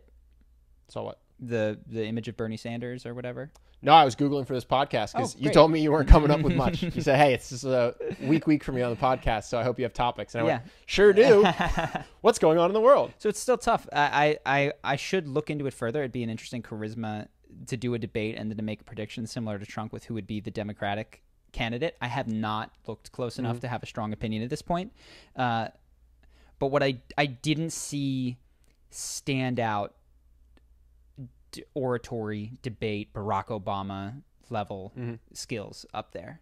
And so if Trump loses, I think it's going to be in huge part, I would bet against it, quite frankly. But if he does, I think it will be in huge part because of all of these proceedings against him. The best thing going against him is not a candidate. It's we were trying to impeach him and we're doing this and we got this on him and this and this and this and this, that it's going to be the weight of that. Certainly not. Nobody's going to come in there and just take it from him. Rock it with a soundbite. No, not happening. There's not going to be like, what was it? Hillary said something, if you were president, and he said, if I were president, you'd be in jail. Yeah. Ronald Reagan came in and took it from Jimmy Carter, I think, right? Like, I'm pretty sure Carter was 80. I'll have to double check but he upset an incumbent president because he was an actor. Yeah. He was excellent. Well, Clinton's got that one clip that we broke down, right? Where this woman asks a question and Bush talks to the audience. Great one. And then Clinton comes in and he says, yep. And he asks her a question with the thumb point. And George Bush goes, oh. You need to be phenomenal to beat an incumbent president, particularly with a strong economy. So I'm not a political pundit. I don't want to go too far down this path. I will one day, as we get closer to these elections, do a charisma prediction breakdown, all that kind of stuff. I think it could be fun. Yeah. I just thought it was interesting. Yeah. AOC came in there. Yeah. She's got it, man. And again, no comment on her platform. She's got it. She's someone who's going to shake things up. She's got the oratory skills. She can be inflammatory when she needs to be. She can get people rallied when she needs to be. There's something charismatically special about her. She's just too young. Yeah. She just is not. This is not her year to be 10 to 30 to be years. President, right? Yeah. But she's going to do stuff for sure. I see that in her. Let me see if there's anything else that I wrote. That's all I got. So the last thing that I would say is I don't know what to do about this. I walked to the dentist today for my biannual yell at Charlie for not flossing experience, and there are so many people who are on drugs or schizophrenic with mental health issues. And for whatever reason today, it just hit me particularly. I was just, the contrast was, here's a guy in a suit and 3 feet over on the bench is someone moaning. And then at the end of the thing, it's some guy who is trailing. You've seen these. You take your dog for a walk. People just trail behind you, go, they mumble, mumble, mumble, scream, mumble, mumble, mumble, scream. And everybody just tries to avoid him. And then there's the person who's just flat out passed out on the sidewalk. Maybe they're just asleep. And I was just shocked by what different worlds we inhabit, man. I went in there and I had a team of dentists x-ray my teeth to look for tiny pockets of erosion so that they could tell me that I need to use floss picks to get those things out lest I get a cavity, which they would then, of course, fill. Yeah, and meanwhile, a block away. Ignoring these. Yeah. I saw someone say that they think in the same way we think that one of the things people look back on is factory farming of slaughterhouses, right?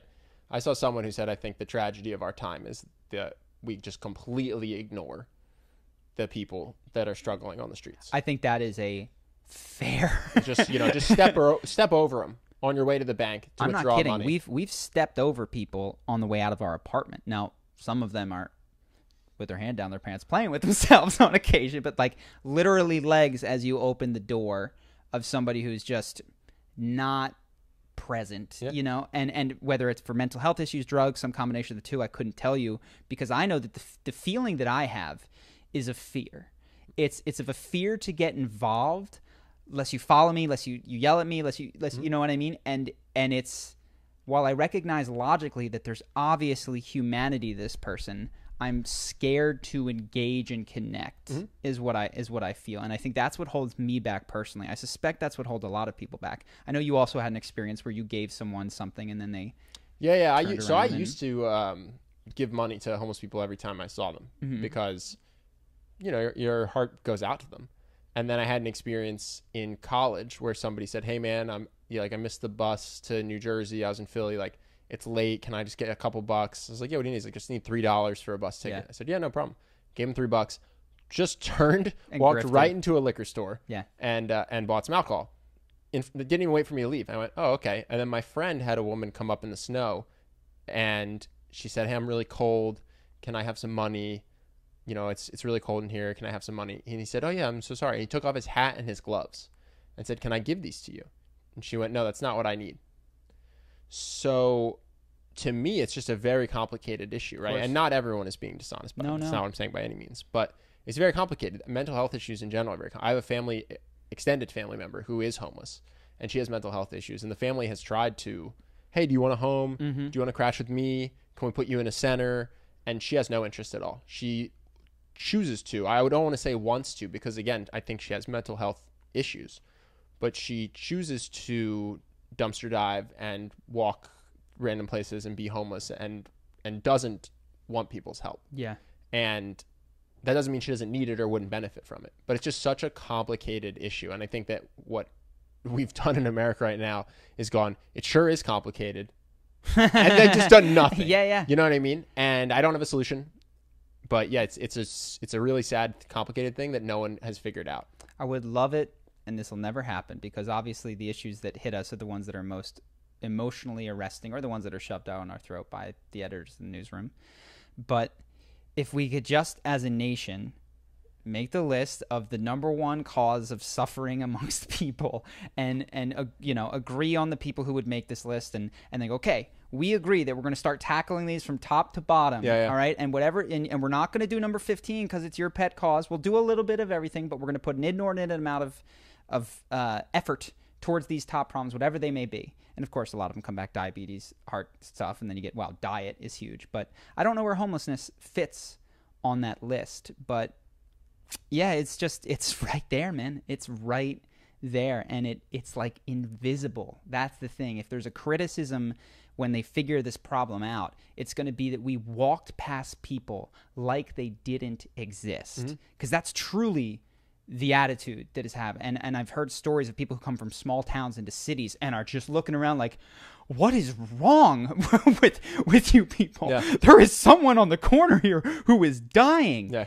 And they didn't get it yet, because it takes 6 months before they turn numb to it too. So no solution, just a moment of wow. Yeah. When I was 23, I did psychedelic mushrooms for the first time, and it gave me a really deep appreciation for homeless people for the first time, because I went to college in Philadelphia. There were homeless people there, but you just kind of see it and you go, I don't get it, I don't understand, and it's overwhelming, and I'm young, and like I said, I had those experiences in college, and then I went and did mushrooms and talked to a stick for an hour, and I thought that stick was my best friend, and I talked out loud to it, and people came up to me and they went, are you okay? And I went, yeah, I'm great. And that's, to some extent, gave me just appreciation for what it is to be schizophrenic and to have your reality so divorced, because it is impossible for you to tell me that stick is not real when I'm on mushrooms. It is clearly a sentient being that I'm speaking to, that's speaking back.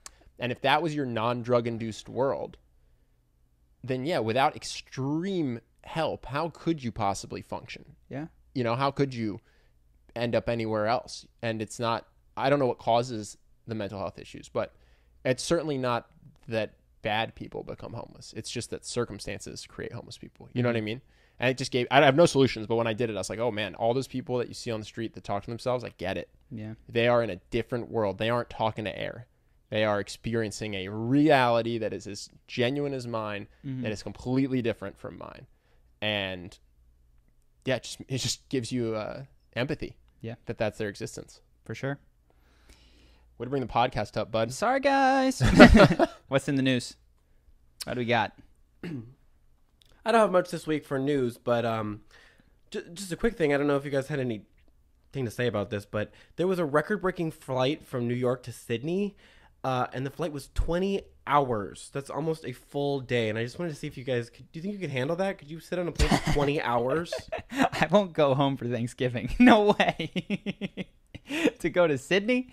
No, I hate flying. There's few things that I try to avoid more than flying. Much to my mother's chagrin. She just yelled at me yesterday because I don't want to come home for Thanksgiving. You think you will? I might. But as I explained to her, I was like, look, I'm trying to be vegetarian. It's like the worst day to be there. Can I come a different time? Or you guys come out here for Christmas? I'd prefer everybody would just come to California. It's 80 degrees outside right now. It's hot. They want me to go. It's hot right now. They want me to go back. But no, I couldn't. I could never do that. Yeah, I don't have a strong reaction to that. What else you got? The other thing I have is that some middle school students in the capital city of Chile, they started a social media campaign to protest public transportation fee increases.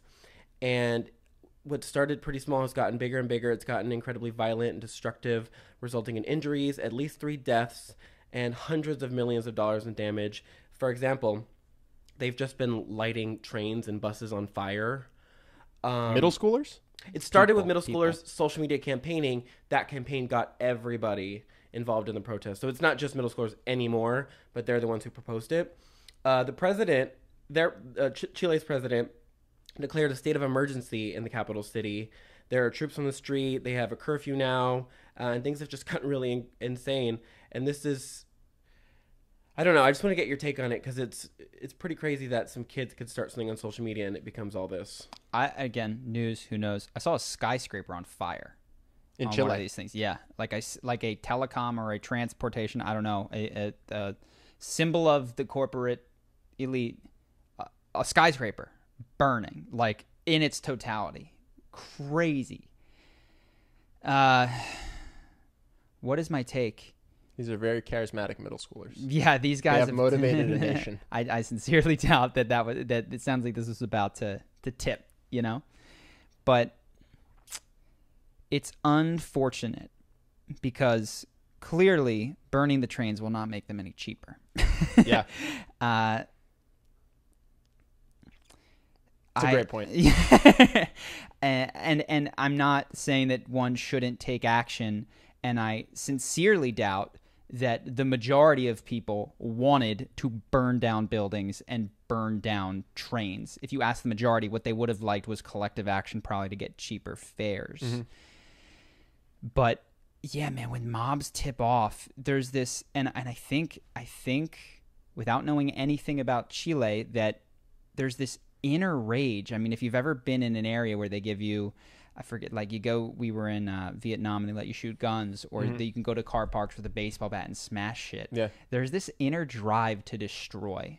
And I think, unfortunately, these social issues can become the focus of this destructive thing. Like, what these people were trying to do was create change. They weren't trying to, if this middle schooler said, forget cheaper fares, burn down the subway system.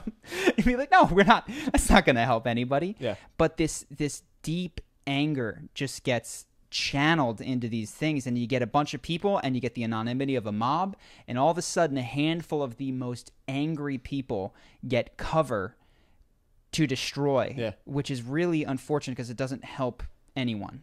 It always amazed me where we're from in Philly, when your sports team wins. The way that some people celebrate is to burn your own city down and punch fellow fans. Yep. It's not the other team.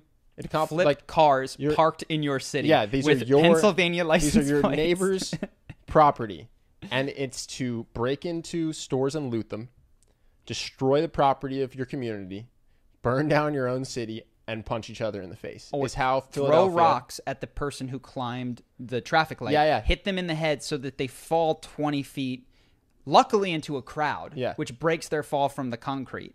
And that is how my hometown celebrates a sports team winning. Yeah. Which just, until you said that we have an inner rage in us, I never really understood it. But I guess that's what it is. People just get drunk and they let their demons out. Yeah. And they have this desire to hurt and destroy.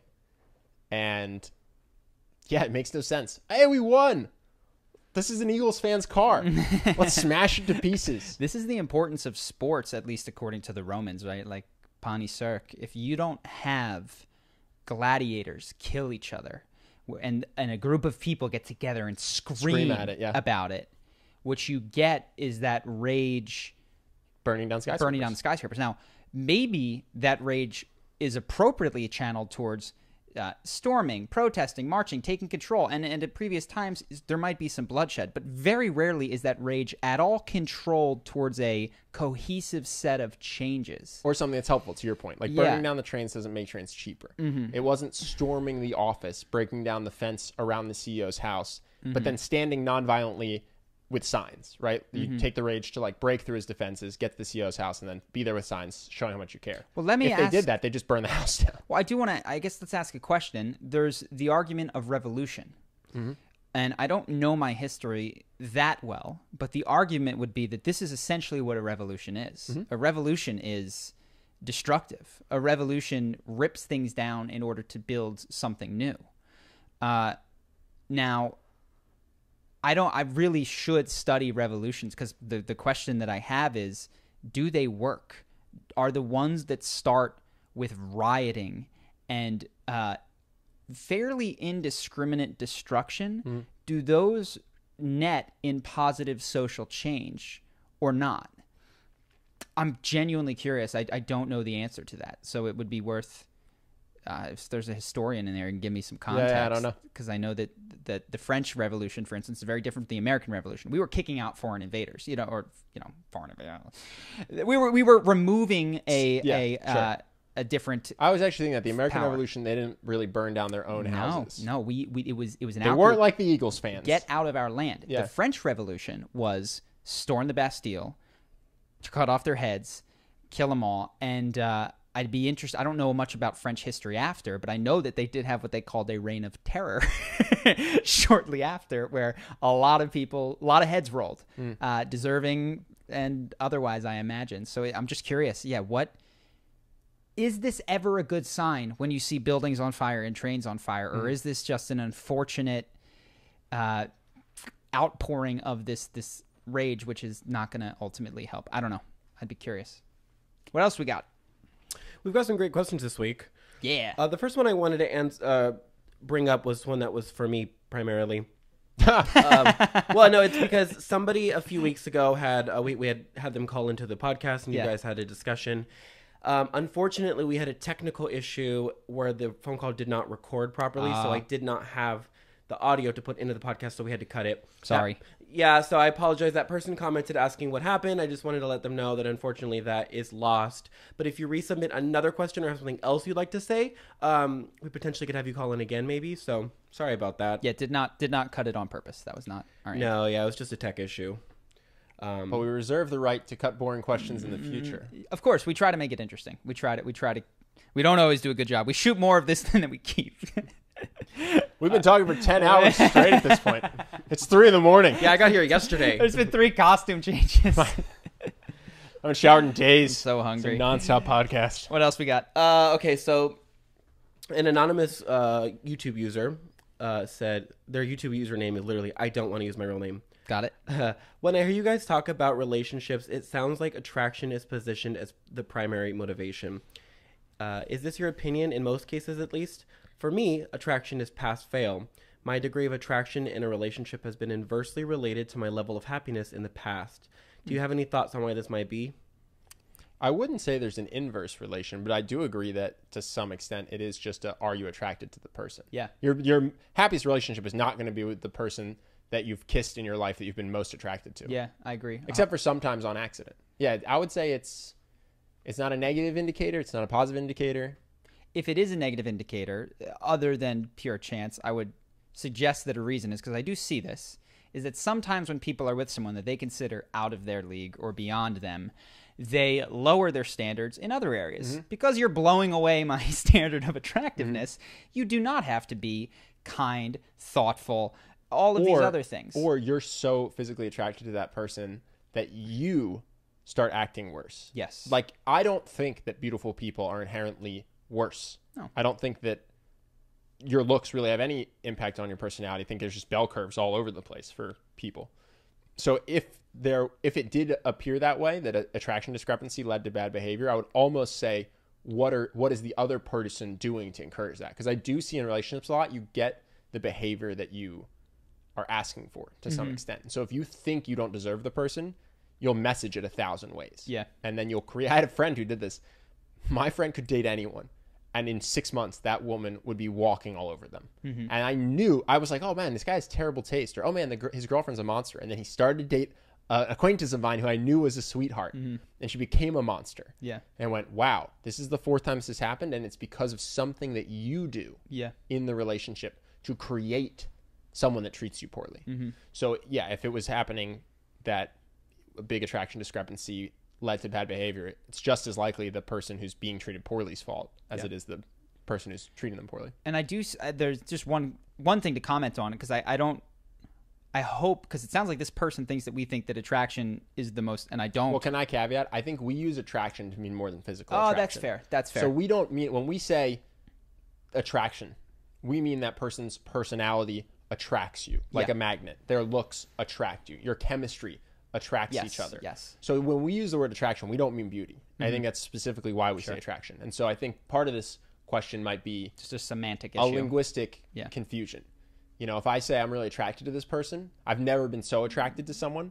It doesn't mean that if you put photos of all of the women I've ever been with, that this would be the one that most people would find physically attractive, a lot or of even photos that there, I Ben. do. All right, Take it easy, sorry. man. As I did it, I was like, shit, I should've. I was like, all the photos. I knew I outed myself right away. I was like, oh man, I did too much. If you lined up both of the women that I've ever kissed in my life, yeah, even who I'm most attracted to is going to involve her personality. It's going to 100%. involve how we kiss. You know, the way that whatever. We got you. You're repeating yourself, but I think point made. I'm embarrassed. My mom watches. Your mom knows. All right. Next question. Nicole asks, how should I deal after I found out my mother has been cheating on my dad in a 25-year marriage? This one. This is sad. I saw her text messages with the other guy yesterday after she asked me to text something for her because she was busy in the moment.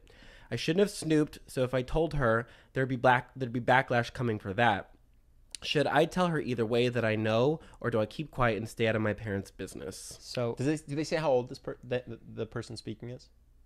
No, doesn't say. Just 25-year marriage is the only. God, it would suck if you're like 15, because Yeah. the thing is, you are stuck with your parents at 15. Yep.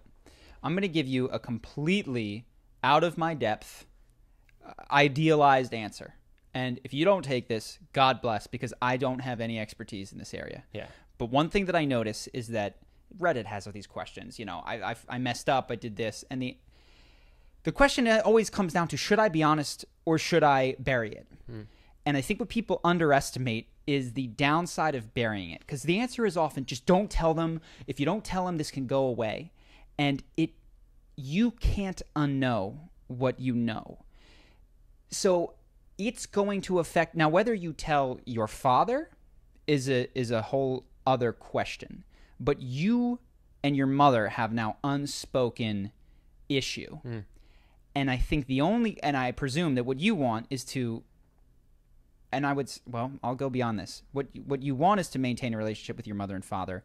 I would say that what's out of your control, and I hate to say this, that you would be best to let go of, is the relationship between your father and your mother. It's not your business to allow that to continue, and by protecting some sort of family secret. So what I would say, if you are open to this, is to search your feelings and find what's true. I suspect that it's, I love my mom. I love my dad. I hate that my mom is doing this to my dad. And I would start with your mother. And I would share that with her and say, I love you so much, and this breaks my heart, but I saw these text messages. And if there's any pushback on snooping, I'm going to need you to be quiet right now. Yeah. This is such a ridiculous counter accusation. I'm going to need you to just shut up on that one for a second. I do want to cut in here though, because I know that the way you grew up is not what I'm about to describe. Yeah. But there are abusive parents. Okay, fair enough. And if you're 22, you just graduated college, you have a job, you live on your own. Yes, I think be honest. I think go tell your mom, and potentially, honestly, you have the right to go tell your dad, even if your mom begs you not to, if that's what you think you should do at age 22.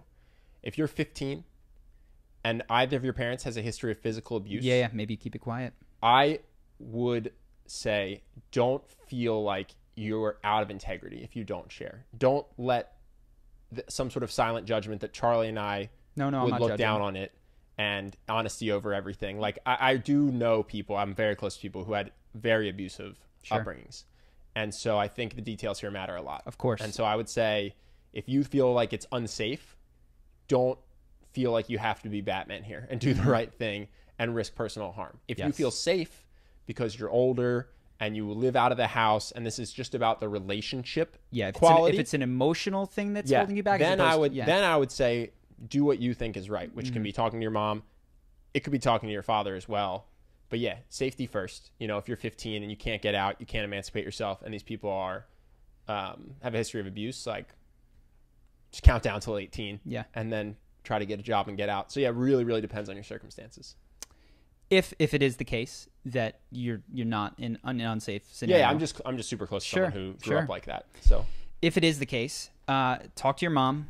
The snooping thing is so immaterial. If that gets thrown in your face, that's just that's a weak, gut weak reaction defense. to somebody caught with their hand broken off in the cookie jar. And what I think the best thing to do in these scenarios, though you can't always get the ideal, but this is the ideal given what's transpired, is look, I don't want to have to tell Dad, but someone needs to. Yeah. And I don't want it to be me, but someone needs to. Yeah. And so I'm going to give you the opportunity to pull this together and do it. And you don't have to set a hard ultimatum in days, but like, this has to happen. This has been broken, and he needs to be told that it's been broken because I love him, and I'm sorry. You know, it's a bummer. That's really tough. And I know that you might get thrown in your face. There might be some real immaturity coming from a bunch of places here. Yeah, if they break up and it gets blamed on you for being honest, just recognize that that's a very Those are some immature and illogical emotional manipulation. But you didn't do the cheating. You are not at fault for knowing the truth. You don't have to take a side either. Encouraging, demanding that your mother tell the truth is not taking a side, to be clear. That's not anti your mother in any way.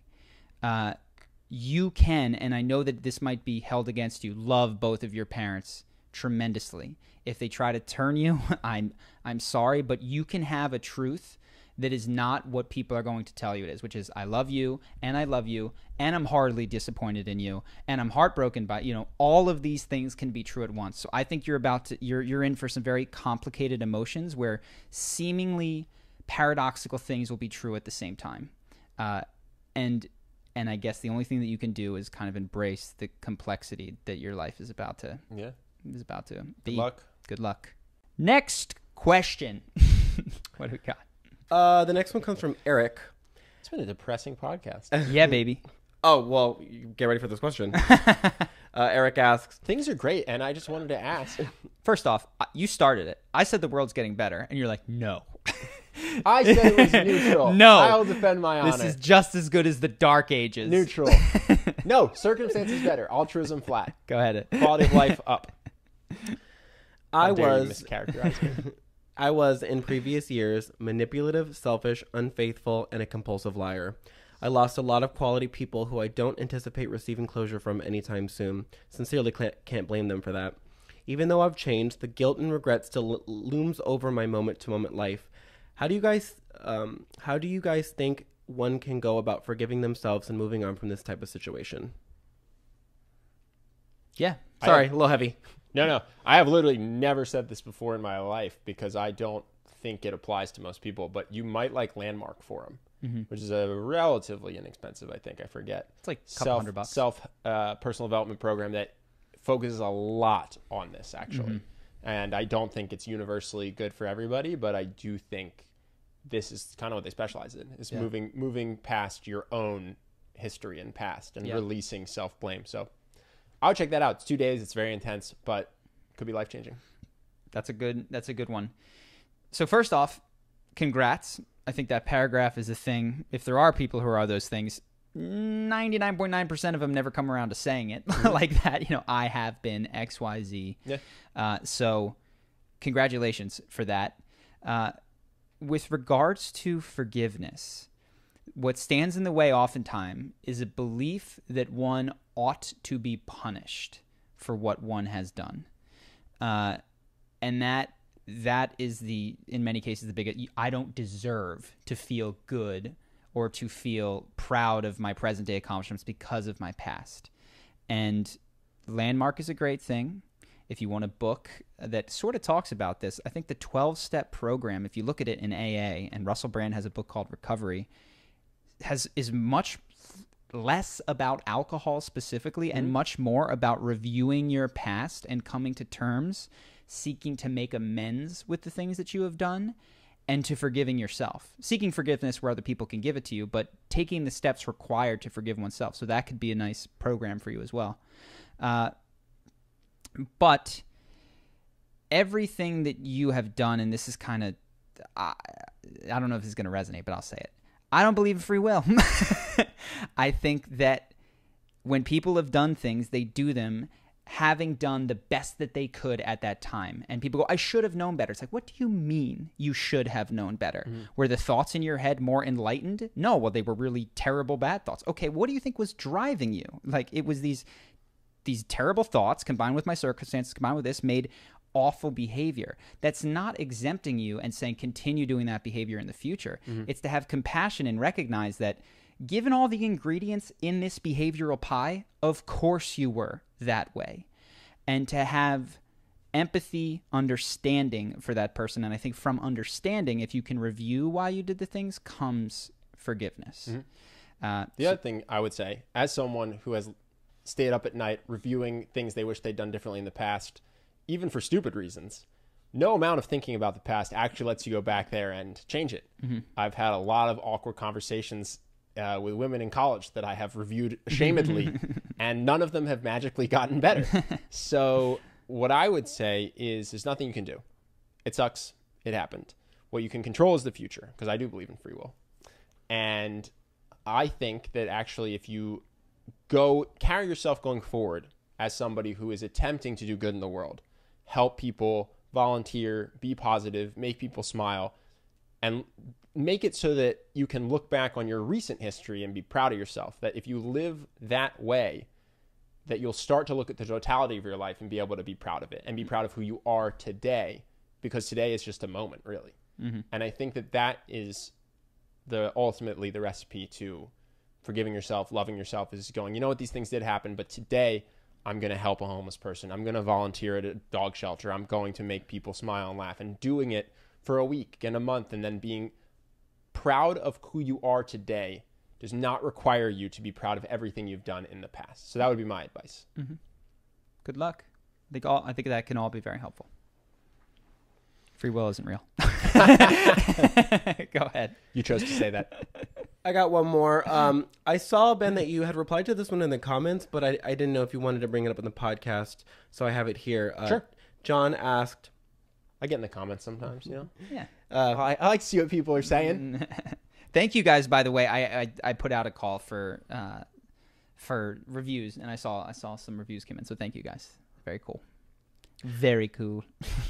So John wants to know, do you consider that the podcast may diminish your perceived authority by revealing your biases more prominently? So can I share what I wrote? Yeah. I'm not going to get it word for word, but I think so the idea is that by being real on the podcast, are we going to hurt our Charisma channel? I think if our success with Charisma on Command is predicated on hiding the truth, then we are doomed. Yeah. And so my hope is that by coming on here and being thoughtful and honest and real and sharing where we do not have our PhDs, but why we think that doesn't matter, that if anything, it will actually be beneficial to Charisma on Command, as people can see who we are and decide, are these kind of the people I want to learn from? Because I think when you learn from somebody, you take everything from them. It's really hard to pick and choose. So no, my hope is that we don't have to hide who we really are in order to have a successful business. Well, and I'll to acknowledge the point that I think is kind of baked in there, which is true, which is the more human someone becomes, the less idealized they can be. That's true. By their very nature. And so, yes, I'm not concerned with this. I think that is a fact that I will become more of a total human to people who see me only in 10-minute spurts. You will Less see of like me, an idolized charisma I paragon. will say the word I will stumble over my words. When I'm speaking in front of a camera and I know the 5 points that I'm going to say, that's going to come across differently than when I speak to you here and go, I don't know what to do about homeless people. Right? So, yes, I do think that it's going to hurt my authority. And I don't really care.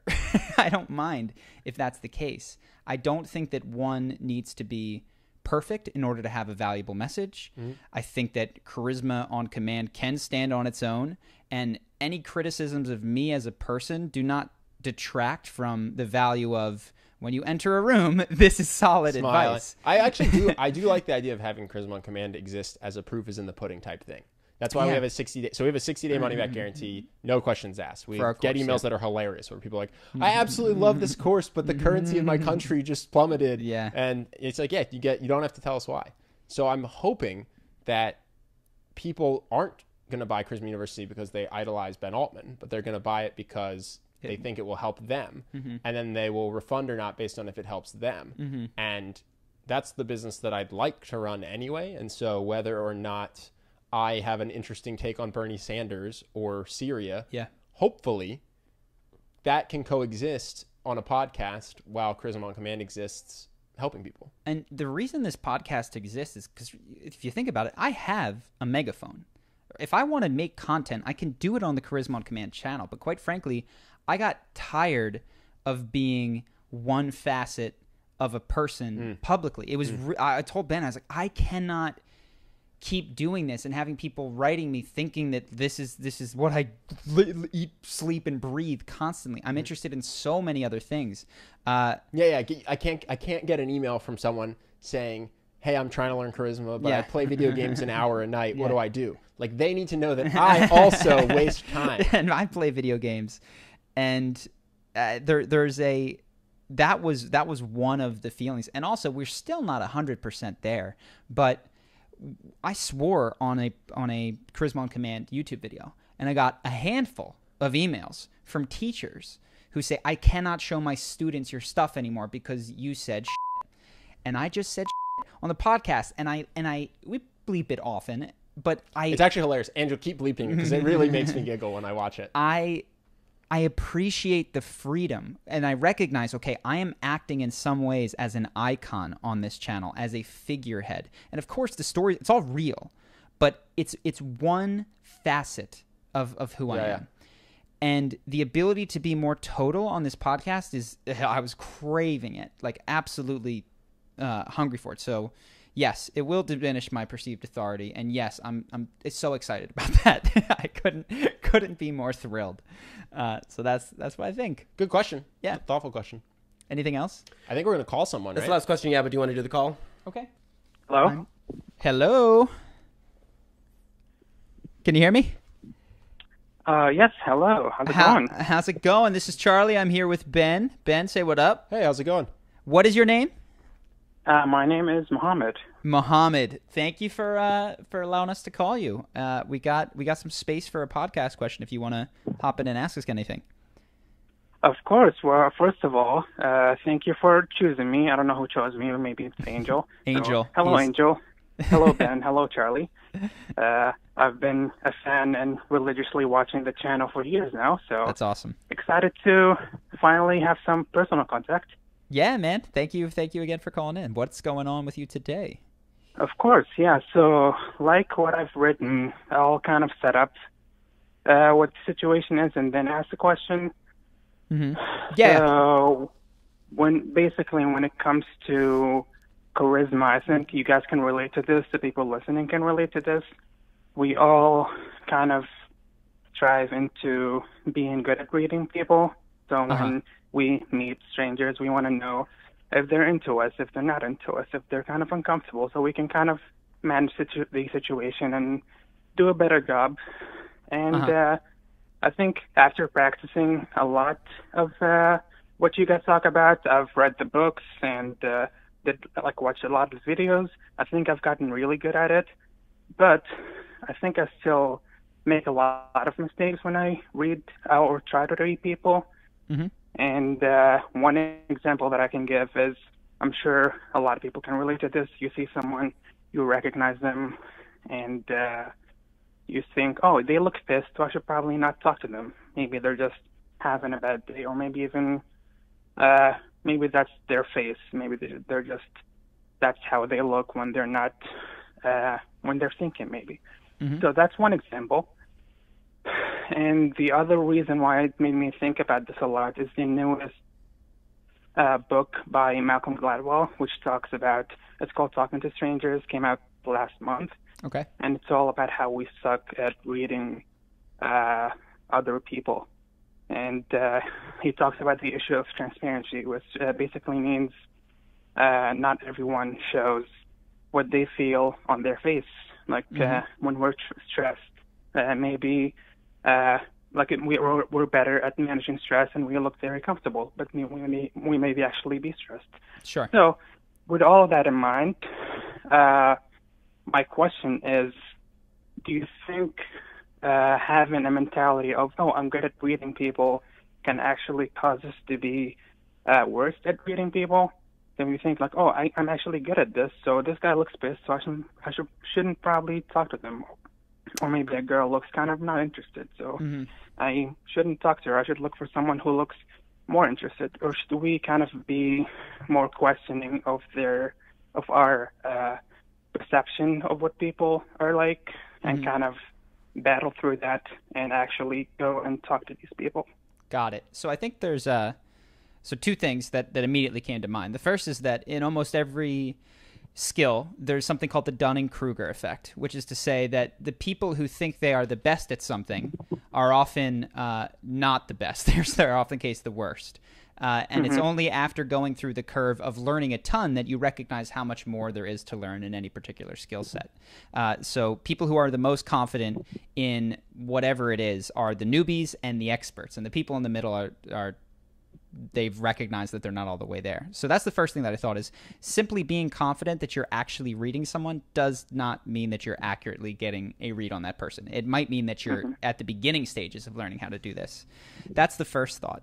The second thing is that any evidence that you gather from someone, it sounds like you're assessing prior to speaking to them, is going to be some portion of the pie, though of course not the whole pie. And there are going to be exceptions where someone is sitting there with a scowl on their face, grumbling in their phone, going, God damn it, okay, that person's pissed. But if you're looking at a relatively neutral-faced person who is standing there, your ability to accurately read their internal state is incredibly low, right? The only way to know with a higher degree of accuracy is to engage with that person, is to speak with them. Now, if they go from, you're talking, they look completely disinterested and they talk to you and their eyes light up, which I've had happen, and they go, oh, I was just in my own head. I was, thinking of something. That's a sign that, oh, wow, my initial thought about this person that was completely disinterested was in fact wrong. They were just thinking about something. But what I would say is data gleaned from an interaction is going to usually be more value than data seen from 12 feet away, with the exception of somebody throwing a fit.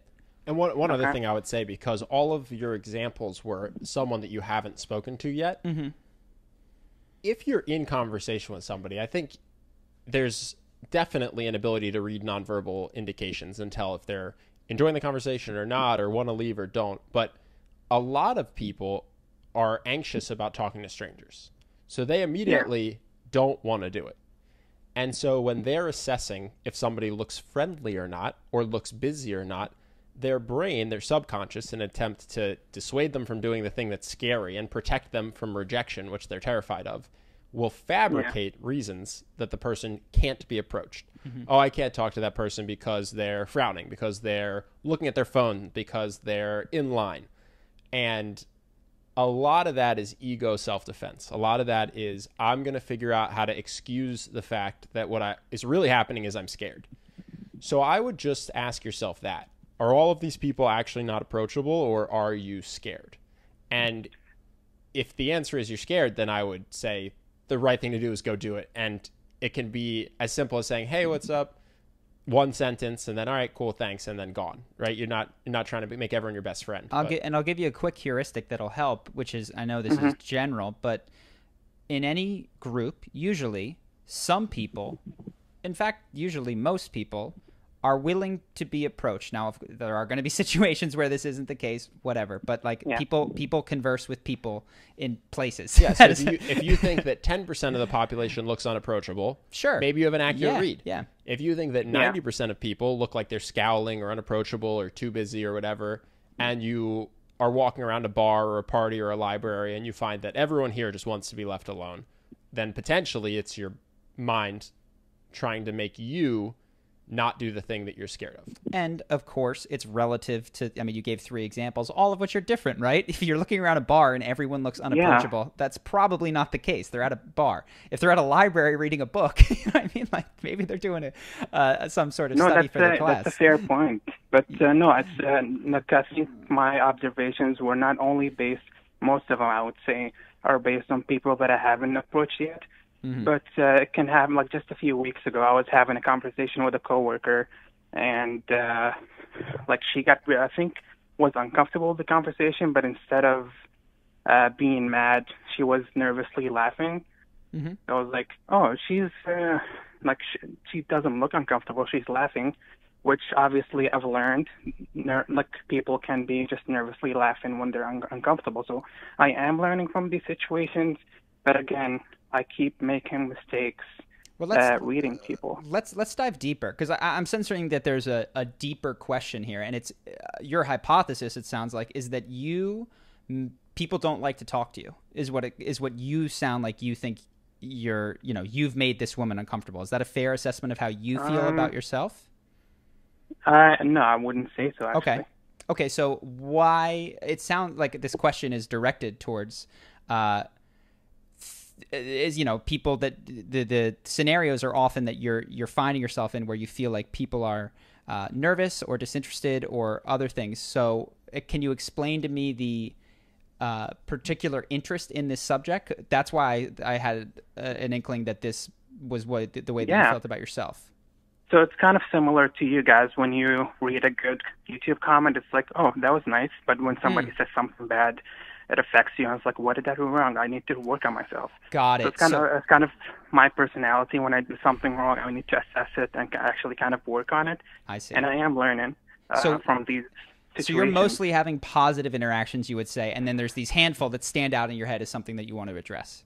Yeah. So what I'm asking basically is having I know that I know nothing when it comes to reading people mindset better than thinking I know how to read everyone. No. So for instance, I don't. So you're talking to somebody, they're laughing, but you think that laughter is nervous. I actually don't think it's to your benefit necessarily to just ignore that information in your head and go, I'm going to plow forward until they say they're nervous. I would actually respect that. And then since it's a coworker, I assume you weren't talking about anything.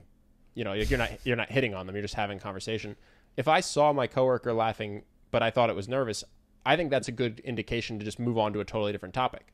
So you don't have to run away. You don't have to. Unless you said something really crazy, you don't have to apologize, but you do take that feedback into consideration and you go, okay, sure. Based on my ability to read people, I'm reading this conversation topic makes this person uncomfortable.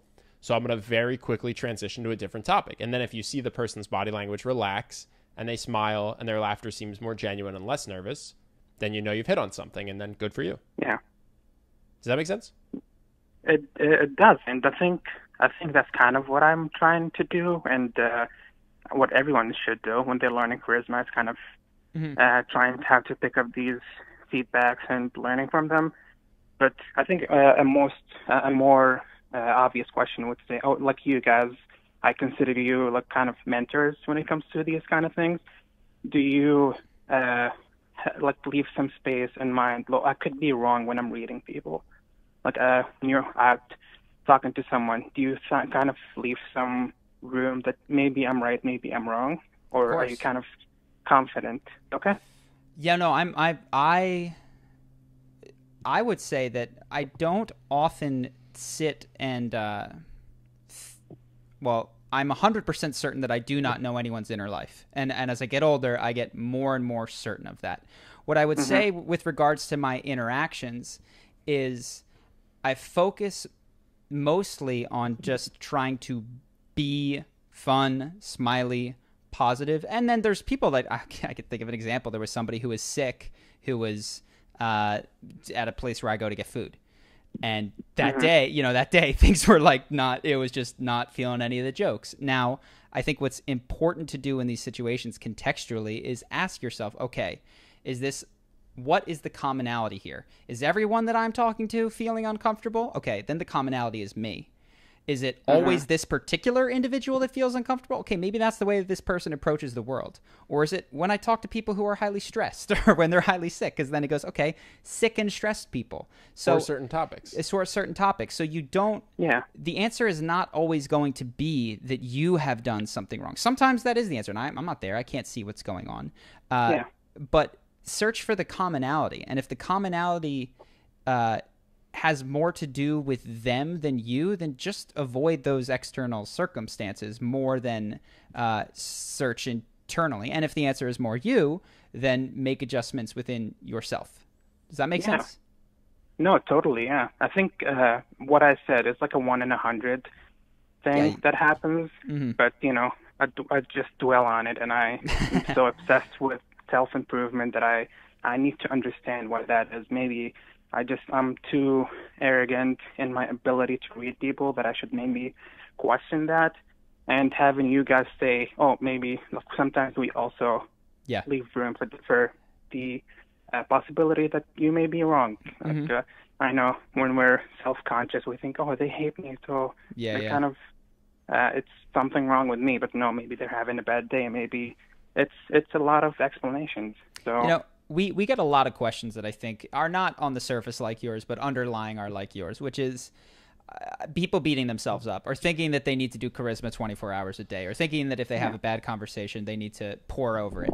And what I would say to them and to you is, if it's 1 in 100, I mean, sure, you can get better, but that's an insane. I honestly struggle to imagine that. The next journey of your self-improvement, the next leg of your self-improvement journey is going to be self-love and relaxation, and giving yourself some credit for the 99 things that are going well, and not making the object of your focus what is imperfect so frequently. So I do think that's going to be the next thing, and we've got a bunch of videos on self-love, and I think that's really where I think when I hear 1 out of 100 is wrong, but that's where my focus is, I go, okay, take a deep breath, relax, everything's going fine, it sounds like. Make sense? It does, yeah. It's as I said, it's something that I've been kind of, because I also study psychology and communication. That's literally all I surround myself with. Mm-hmm. The books that I read all are kind of related to that. So it's been on my mind for a while, and talking to you guys really, I don't know, that really helps. Good. Go have fun. That's what I would say. You know what I mean? Like, I think this can become a chore in an attempt to do it right. Anything can. All the basketball can become a chore. Anything that you love. The idea of this is to enjoy your time and to have other people enjoy their time with you. So let yourself get back to basics, man. Just have fun with this, and allow yourself for a day or a week to not worry about improving. And I think that you'll find that paradoxically things go even better, and I think you'll feel better too. Wow, that's actually really good advice. Thank you. Yeah, I hope it helps. It really does. Thank you, guys. Awesome. All right, Mohammed. Thanks for calling in, and hopefully let us know how that goes in the comments. Sounds good. I will for sure. All right. Thanks, guys. Take care. Bye. I think I've seen this question now a handful of times, and I presume he sounds like a younger person. That there's this subset of younger, they're often guys, but I imagine that there's women in there as well, some of whom have called us, and really they probably came to charisma because things aren't going well, and then they start doing it and things start going better. But what they can't let go of is that younger version of themselves that doesn't feel good enough. And then we get questions like, one time it doesn't go well, what do I was like, you got to whip yourself more. You need to beat yourself. That's not the case. No, I had a Charisma University woman came to LA, and so we got lunch, and afterwards I forget if she wrote me a text or an email apologizing because she was nervous. She's like, I know I came off poorly, but like I'm normally more comfortable. And I wrote back, I said, I'm going to be honest, until this message I thought lunch was great. I thought you came off really confidently. You were really nice. I thought we had a pleasant conversation. The thing to change here wouldn't be your outward behavior. Yeah. It would be how you are perceiving yourself moment to moment. Yeah. Because I was sitting there going, this is a great lunch. Yeah. And she was sitting there going, I'm blowing it. Yeah. I'm blowing it. Yeah. And that's an experience I had with a CU member. It's just like, this isn't a problem with how you're facing the world. Yeah. It's just your inner voice. This is the second course I want to make, and we've done emotional mastery. I want to redo it because I think I see it like this was in many ways my journey was from inner and outer world are not the way I want it. Getting the outer world to reflect what I'd like it to be, right? Raises, successes, friends wanting to hang out, dating, all that kind of stuff.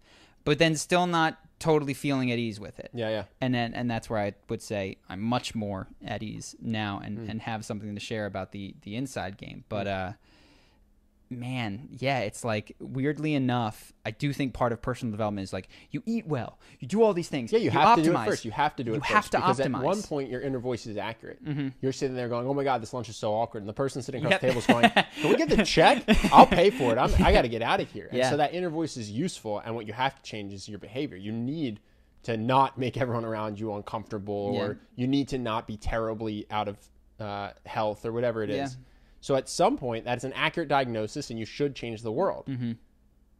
If the world changes around you and that inner voice continues to be brutal to you, almost always the case. Yeah, then that's when phase 2 occurs. And I do think it's phase 2, which is cool. Now that the situation is actually good in the external world, let's figure out how to love myself so I can enjoy it. Yeah. But I think it's hard to skip that first step. No, I've seen can't. people try to use NLP or whatever to, I'm just going to say things are great, things are great, things are great. It's like that meme with the dog cartoon where everything is on fire and he's like, this is fine. And it doesn't work in real life. You will run out of money, or you will run into health issues.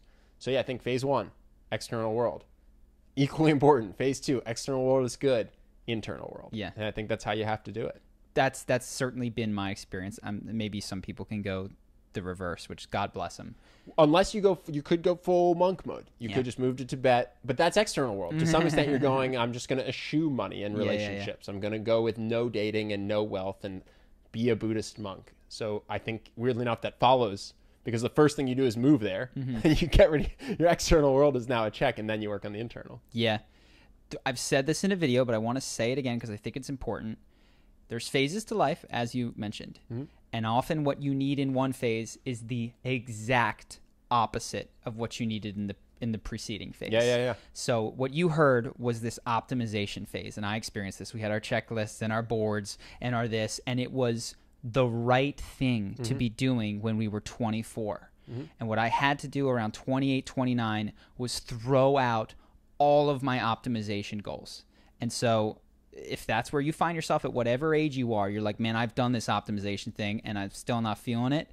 Weirdly enough, you got to step away from the checklist and the internal checking. But if you're 16 and you've never done any of this, or if you're 32 and you spent your entire life being out of shape or uncharismatic, and you're like, today is the day. It's not an age thing. You're like, today is the day I work on my confidence. Yeah. And you have crippling lack of confidence.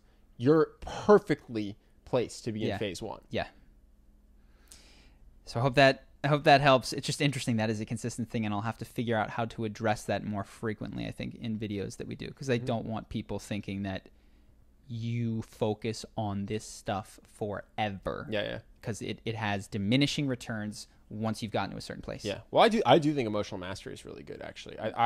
My plan is that once we get you some help with scripting the YouTube videos, I would like us to make emotional mastery really, really sexy and good, like CU is, and then to offer it to people. Yeah. Because I think it's really good. Yeah. We'll work on it. Anyways, guys, thanks for the podcast, tuning in. Sorry for the downers. Next week, we'll promise some more positive news. We'll talk. Flash forward to next week. I'm just like, oh my God, things are terrible in my life. All right. Talk to you guys later. Peace.